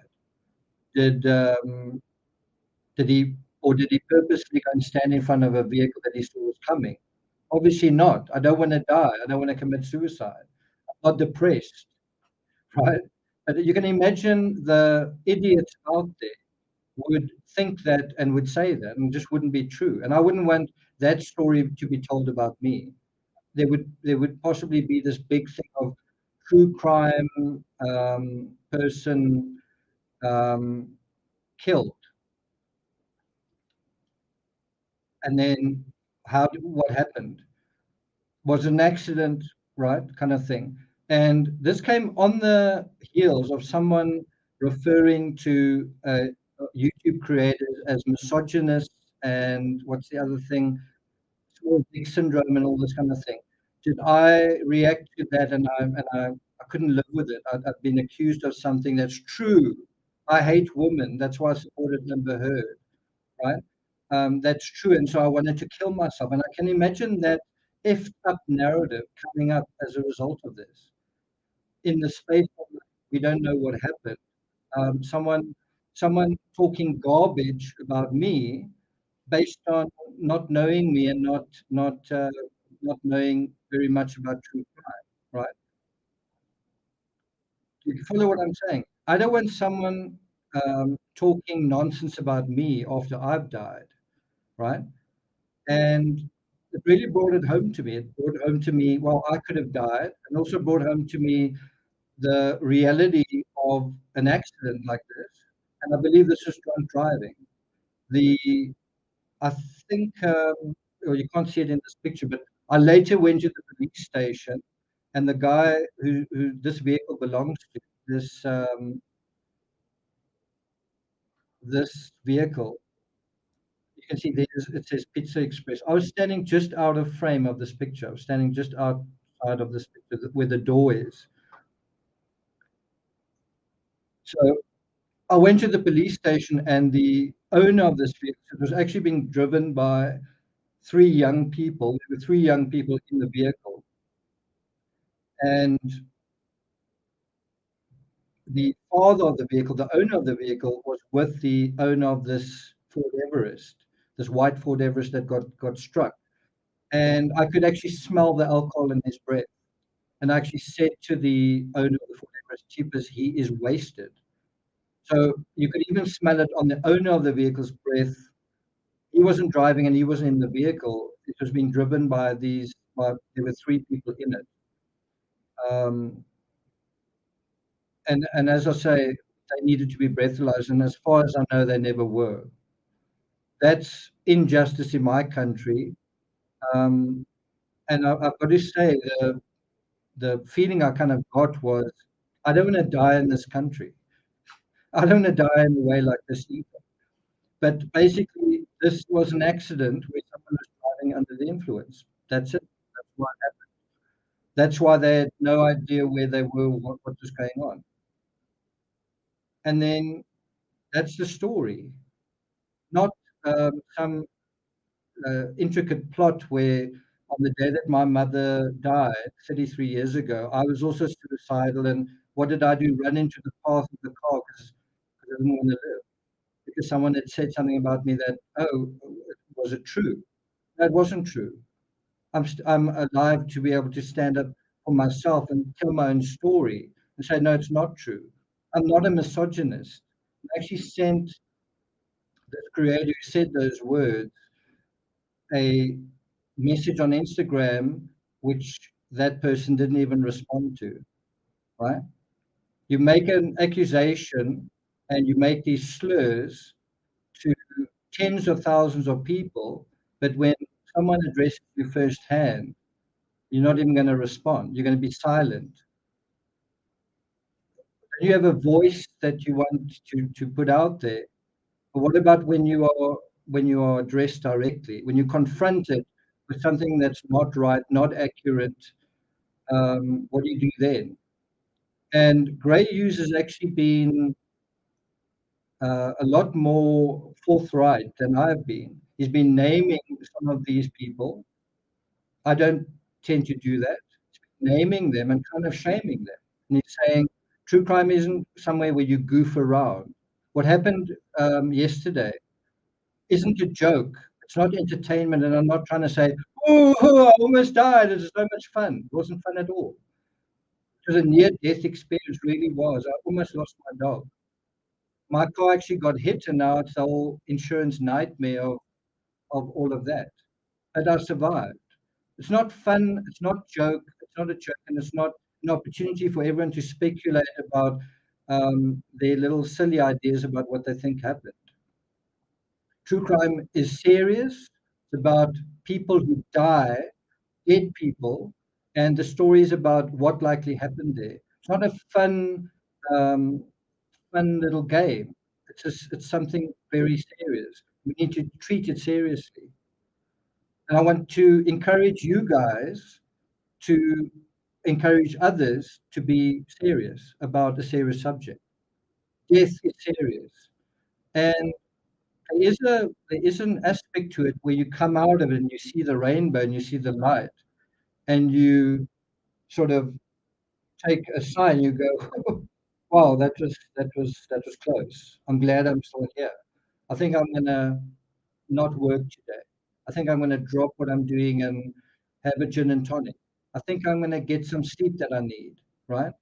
Um, it's not a joke. It really is not a joke. Anyway, let's look at some of your comments. Sharon says we have your back. Um,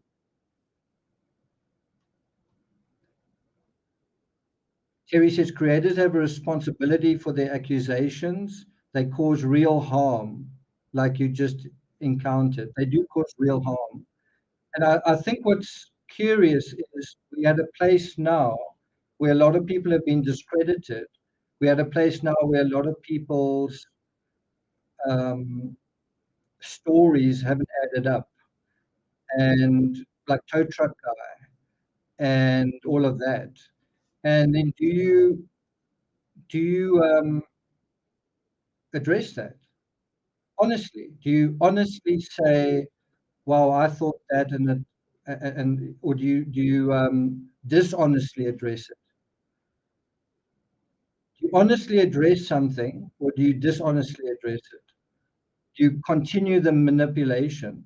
And I think what is interesting with what we're seeing with true crime and telling people what they want to hear is how do you tell people something that's true about yourself and about what you've been doing to people who are now on your channel because they want to hear what they want to hear. And I think if you want to tell, when you tell people what they want to hear, doesn't that mean you're also someone who wants to hear certain things about yourself?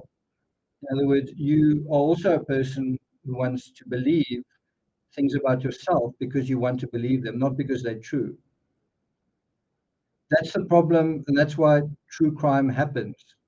Crimes happen because people can't deal with reality, because people want to cheat reality.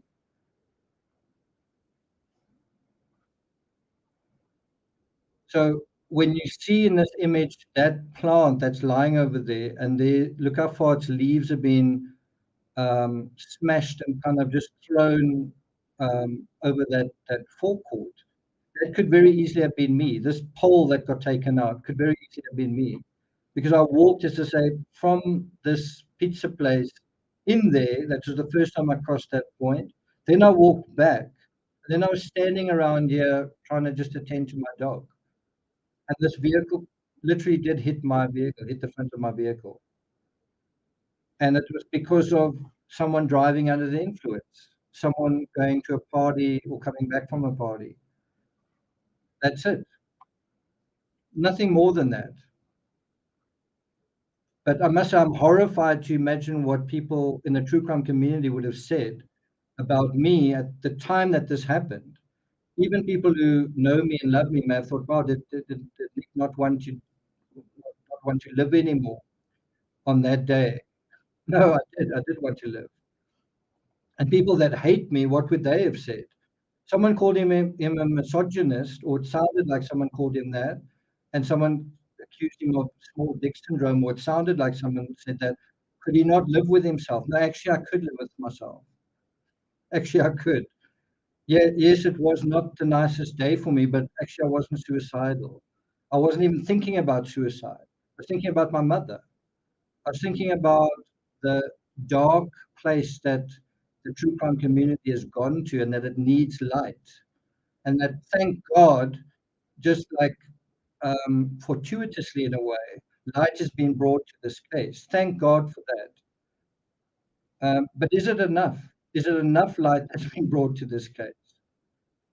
So anyway, I'm going to stop, I think, stop sort of ranting. I don't really rant, but this is going to come pretty close to it. And I'm going to kind of leave you with that image, Terry's image. What I see in this picture is the darkness, and that part of the fire that's red like that are the conspiracy theories and the nonsense that people gravitate to. It's like this hole that sucks people into. Most people, it feels like most of true crime. Let's have a look at my poll. Most of true crime right now, barely 50% of you are saying that you think that this is an accident. So still, with all the information we've gotten, half of you still think foul play. So again, do you think that there's a suspect here, and do you think someone's going to get charged here, or do you just want to, in an anal way, insist on foul play till the end of time? No matter what you see, you're still going to insist on that. I know, but it could be that someone gave her drugs or something like that. What if she gave someone a can of alcohol? Then is that foul play from her side? If Kylie gave someone a drink, then is it foul play? Um, anyway, so you have this cauldron that all the conspiracies go into, and let's face it, it's popular, it makes money. Some creators have made uh, chests of treasure bullshitting you guys for 2 months. Literally, they've made chests of treasure. Their subscribers are kind of uh, overflowing, right? And then you say, if this had to happen again, would you do it the same way? I wonder if the answer isn't yes. If you had another Kylie Rodney case and you knew what happened in this one, would you do it all over again? If you stood to make 20, $30,000, if you stood to get 30,000 subscribers, knowing human nature, do you think if someone was asked that question, do you want 30,000 subscribers and $30,000, but not tell the truth, or tell the truth and not have that? What do you think the answer would be? I'm not saying if you ask them in public, if privately they were confronted with that question and no one would know, or they thought no one would know, what do you think the answer would be? That is what separates the people in true crime, the one channel from the other, the credible channel from the other channel. So the other part of this image is the darkness, the things that we just don't know. And look at where this is, it's in the darkness. But there is light. There is light in this image. But by far, the least part of this image is light. And that's why some of us are fighting so hard for that light to be seen, right? The light's there. And I'm not trying to say that I'm God and that I'm all knowing and that what I say is absolutely God's truth. I'm saying I am someone who's looking for the light and trying to see the light and reveal the light. The light's already there. You just got to find your way to it. What I am trying to say is there are forces out there, a lot of them, those that we know about, that aren't trying to do that, that are cynical and opportunists and dishonest. And when you confront them, then they wiggle out of that, right? That's a big problem in true crime. And that is the problem that Gray uses also addressed. He calls them idiots. He's very, what's the word, take no prisoners about it. For me, there's a bit of nuance to it. There's not idiots. There are people who deal with reality in a different way, right? There are people who deal with anxiety in a different way. There are people who want to belong. They don't care if they're honest. They don't care about certain things as much as they care about belonging to a group. And that is a big part of the story of this case is wanting to belong to a group. Kylie, I'm pretty sure, wanted to belong to. She was brought up in in an isolated area, the Lost Trail Lodge. She was brought up in an isolated sort of area, and she wanted to belong to the senior scene. And she was younger than what they were, but she nevertheless wanted to be part of that. That's also going on in true crime. People want to belong to a community. And if critical thinking is going to mean they don't belong, well, then they'd rather not think critically. Where do you think that kind of thinking takes you? Where do you think that kind of lack of critical thinking takes you? Do you think it takes you we're just speculating, that's all we're doing? Or do you think it's actually harmful? Do you think it's good to have these flights of fancy and fiction? Well, that is what actually claimed my mother's life. And my mother was realistic and spent more time in the real world. And I say this with compassion because I know how it feels when reality is too much. I know how it feels when it's difficult to deal with a nightmare. One of the best ways to deal with a nightmare is to wake up from it. And it may feel like you're waking up into another nightmare, but that's your road to recovery is the real world, not trying to escape from it. Hope that's helpful to you guys. Yeah, that's well said. And the motive is definitely to make money. There's money to be made, and people are trying to make money.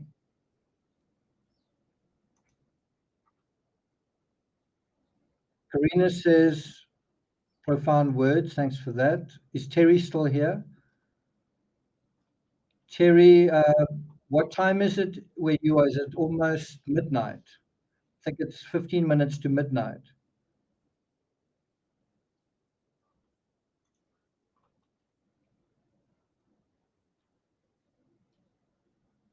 It definitely did affect me. Like these events have definitely affected me. It's personal, definitely is personal.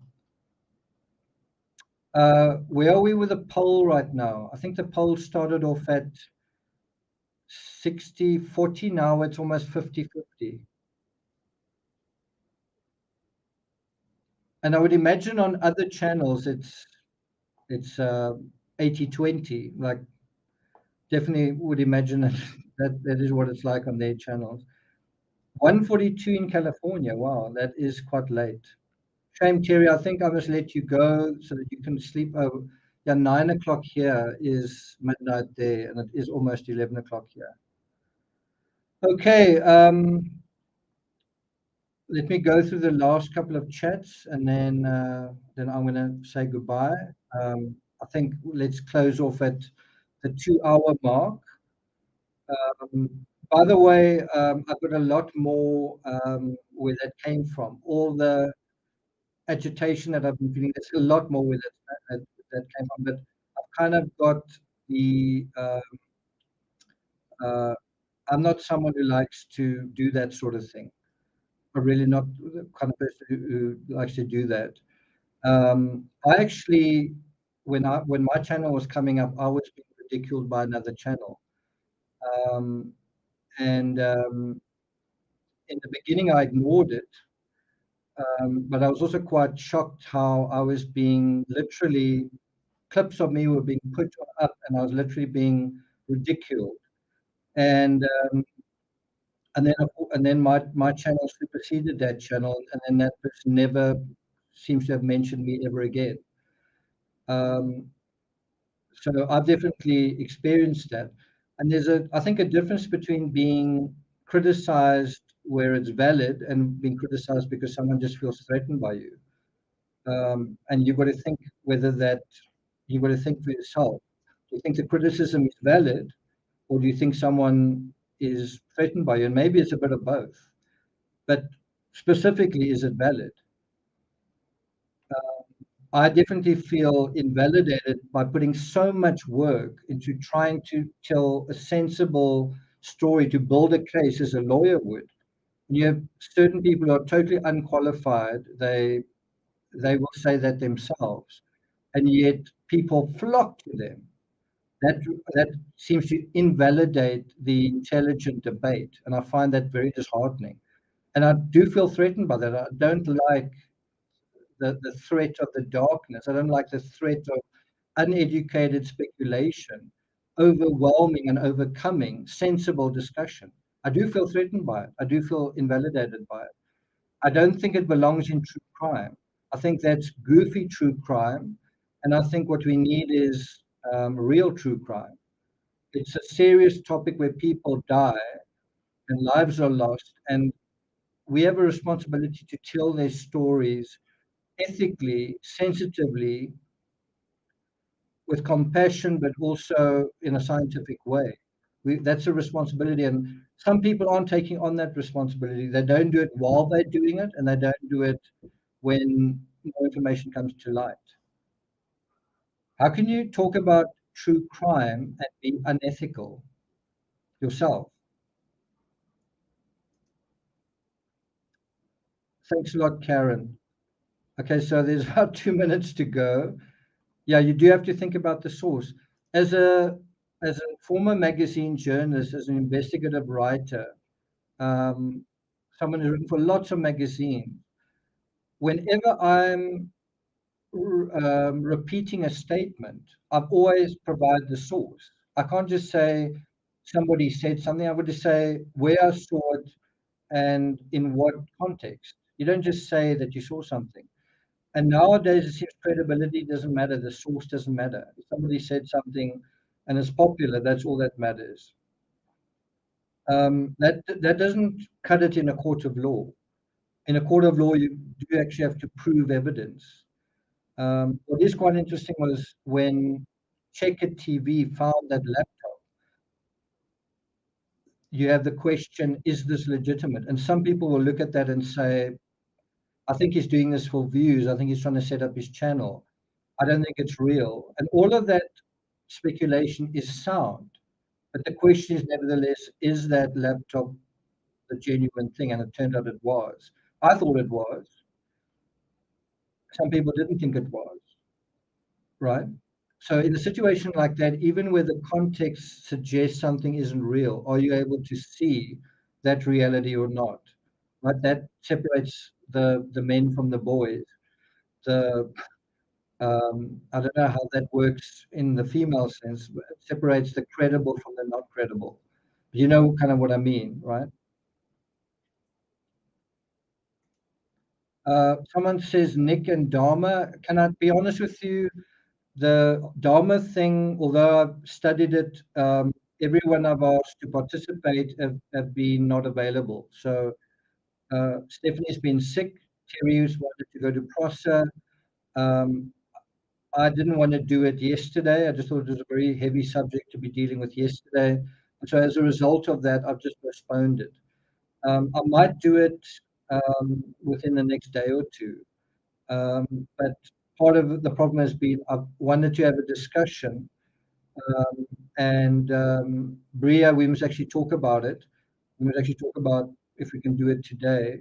It's always hard for me getting several people on at the same time because a lot of my patrons have lives and they have families and they want to spend time with them, especially on weekends.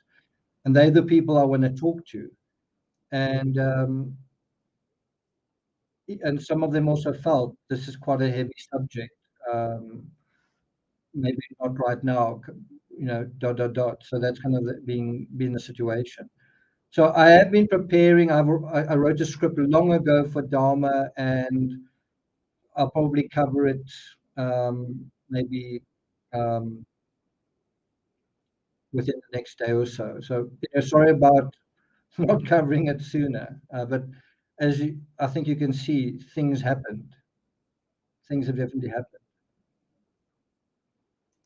Yeah, the problem with true crime is that people seem to be attracted to the darkness. People want the darkness to be darker than it is. And the darkness is dark enough, actually, to do that. The darkness is sufficient to be wanting to extinguish more lights. Um, okay, cool, Bria. We will do that. I might actually do Dharma 1, 2, 3, and then we might have Bria on one, Terry on another, Stephanie on the third, or who knows, combinations of them. But I don't really want to do that just me. I feel like it's too dark to do it that way. It's too heavy. That the reality is so hard. I'd rather lighten that by turning it into a bit of a discussion. Terry says you're turning the tides. I see others backpedaling. They wouldn't do that in a jury of their peers. Yeah. Again, I want to just give props to Terry. You've been such a great friend. Also, while Terry's been there, she's also been um, supportive of me in my life and my situation, and certainly in this case. So I want to just thank you, Terry, for being such an authentic person and for being such a awesome scout in the true crime rocket science community. I really mean that. We love you. We want to give you a big hug. We want to also give you all our applause. We just want to thank you. And it's not just today and yesterday, the work that you've done. You've been there all along. This is your fourth visit, I think, to the area, and nobody paid you and nobody even really asked you. You wanted to do this, it was on your heart, and you have actually brought light to this as well. So often I hear people saying, about you don't know which road she went because you weren't there. Well, you were there, and you've addressed that argument. You know that it was a wrong turn road. You know that it could have been an accident, um, and you know that layout there, that exactly what we've been saying has been informed by what you've been seeing on the ground, and that is really valuable. That helps us to make an authentic argument by having someone on the scene at the source, investigate, look, scout, absorb the information, be curious, keep gathering the information. So we really appreciate that from you, Terry.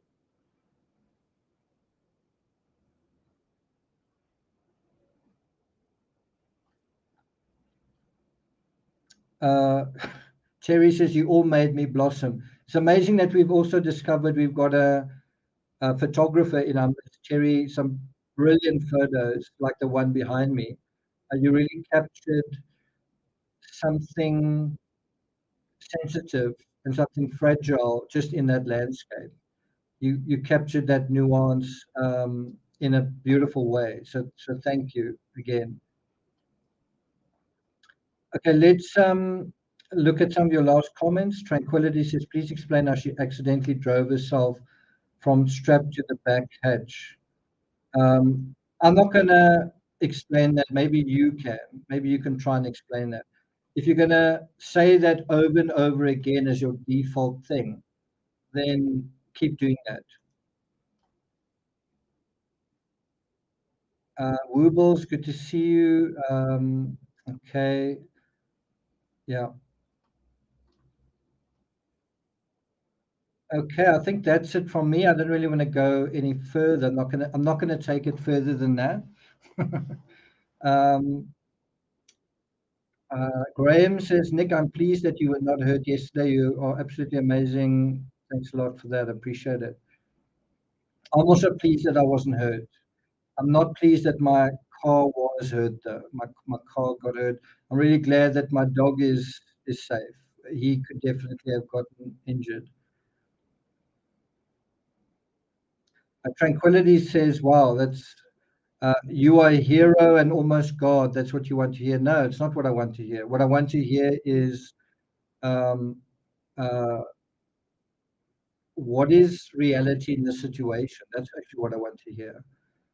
And also, well, what I thought was true looks like that's the actual situation. In other words, I want us to be better at seeing reality, and I want us to be better at dealing with reality. I'm not quite sure why I would want. I'm not a hero. I mean, do I present myself as a hero? On my channel, I don't try and entertain you or dress myself up. I actually put very little effort into my uh, uh, what's it, production. Suppose I've been a bit lazy with that, but it's also been, has it really been necessary? And I'm trying to focus on the information, not on the dressing up part.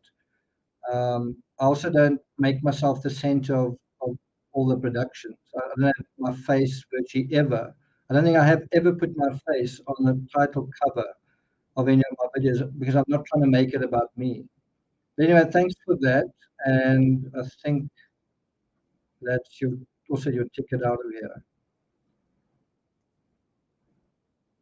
Okay.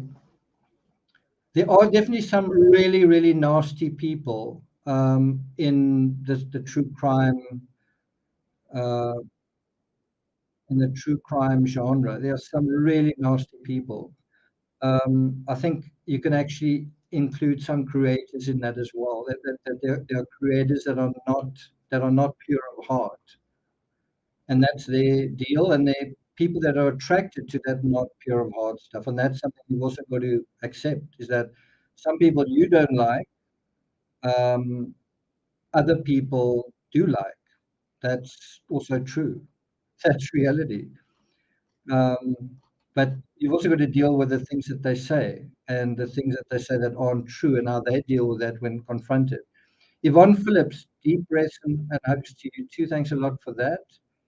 Love to Terry and also all to Tim in chat.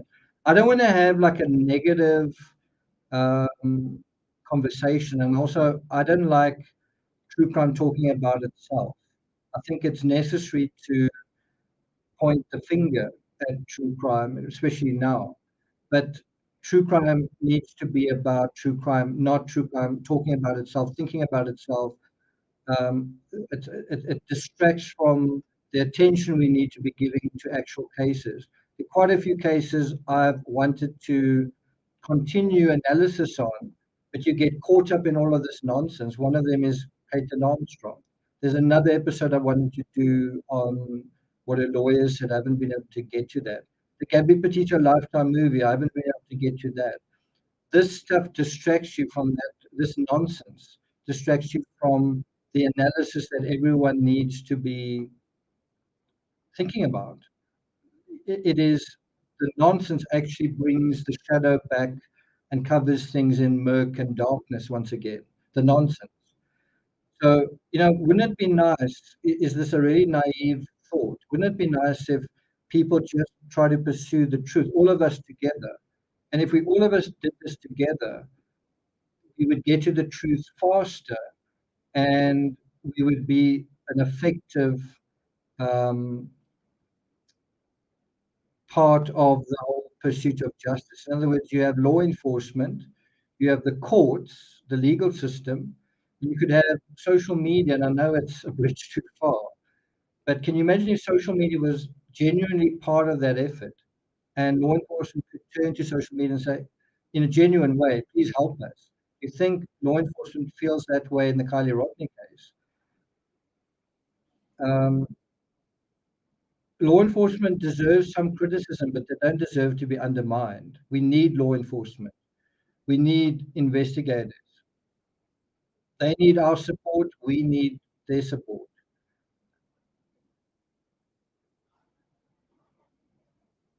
Okay, that is a really good point. If you are being distracted, if something isn't true, kind, or helpful, you should maybe not watch it. Think about those words. Is it true? There's a lot that's not been true. Is it kind? And there's been a lot that's not been kind. Is it helpful? There's been a shitload that has not been helpful. There's been a shitload of content that hasn't been helpful. Anyway, think about that.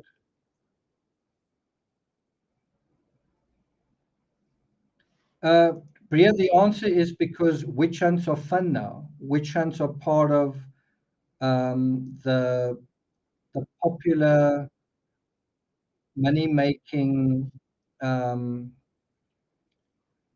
machine on YouTube. It's true crime equals witch hunts, and the people that jump into that with both feet. That's why. Jane says the photos are both beautiful and somber at once. Definitely.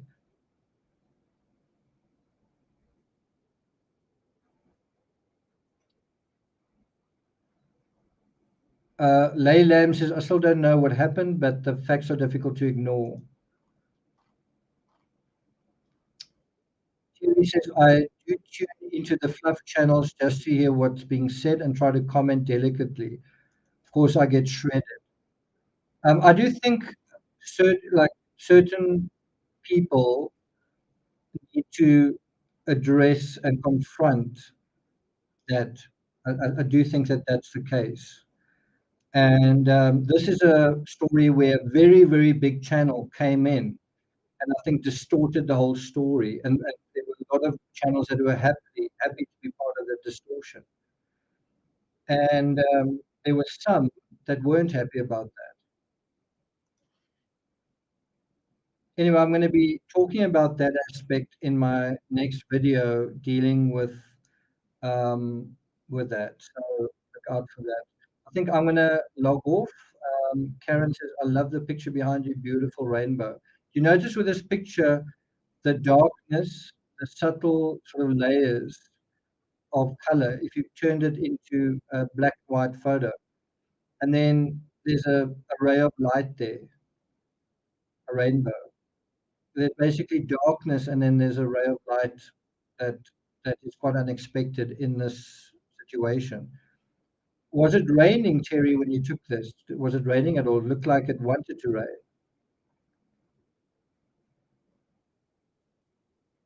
Alina says, please take your phone with you always. I don't like being connected when I walk with my dog. I don't really want to engage. I want to be away from all of it. So that's the psychology.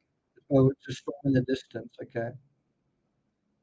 I would love it if it rained tomorrow and that reservoir started filling up again. That would be great.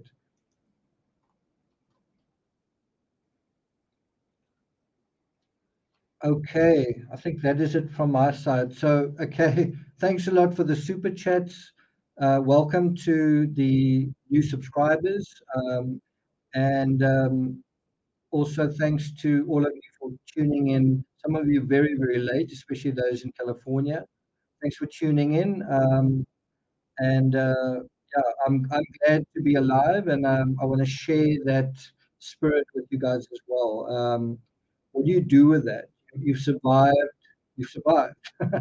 You survived, and what do you do with that? And I think you must do something with it, right? I think you've got to do introspection and deal and analysis and deal with the troubles of life and the travail. I think you must also come out of that. You survived. You learned your lesson, hopefully, and now what do you do with that? And so I want to also have that conversation. I think we will have that conversation a little bit with TCRS Book Club, where we're going to talk about this, the Scout mindset and another book. So I've actually got a book here with me.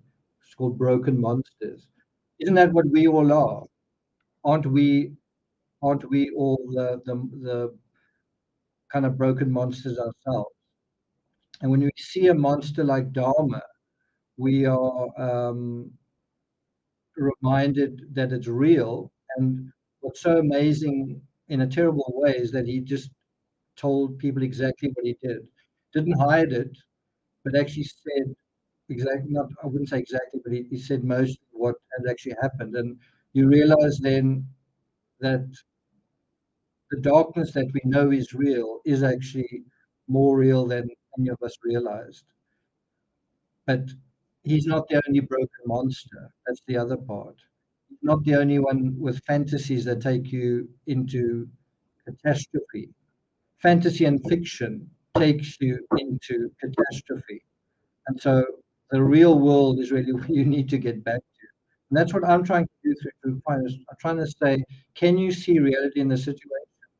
Let's take that and apply it to our lives. Let's get back to the real world. Let's get back to dealing with reality. Okay. Again, thanks everyone. Bria, I hope you have a lovely day. Terry, I hope you have a good sleep. Not better than mine. I had a really sleep filled with nightmares. There was even like a weird sexual component to my dreams with alcohol mixed with antihistamine. I think that was what was going on. But I hope you have a lot better sleep and I hope you wake up refreshed. And we look forward to Terry's additional analysis on this. Terry's got some other things she's going to be doing, and so we look forward to that. And we're going to kind of do a debrief when Terry is at a good internet point. We'll have her on. She can take us through in her own voice with this last experience at the Prosser Lake. So that'll be worth it. Terry says, and Terry's like in this nature spot right now. She said it's quiet enough to hear pine needles fall. Terry's spirit's being rejuvenated. We need to do the same thing. Um, so on that note, thanks a lot, guys. Take care. Stay safe. Be vigilant. Be careful, and be real. And I'll see you guys next time.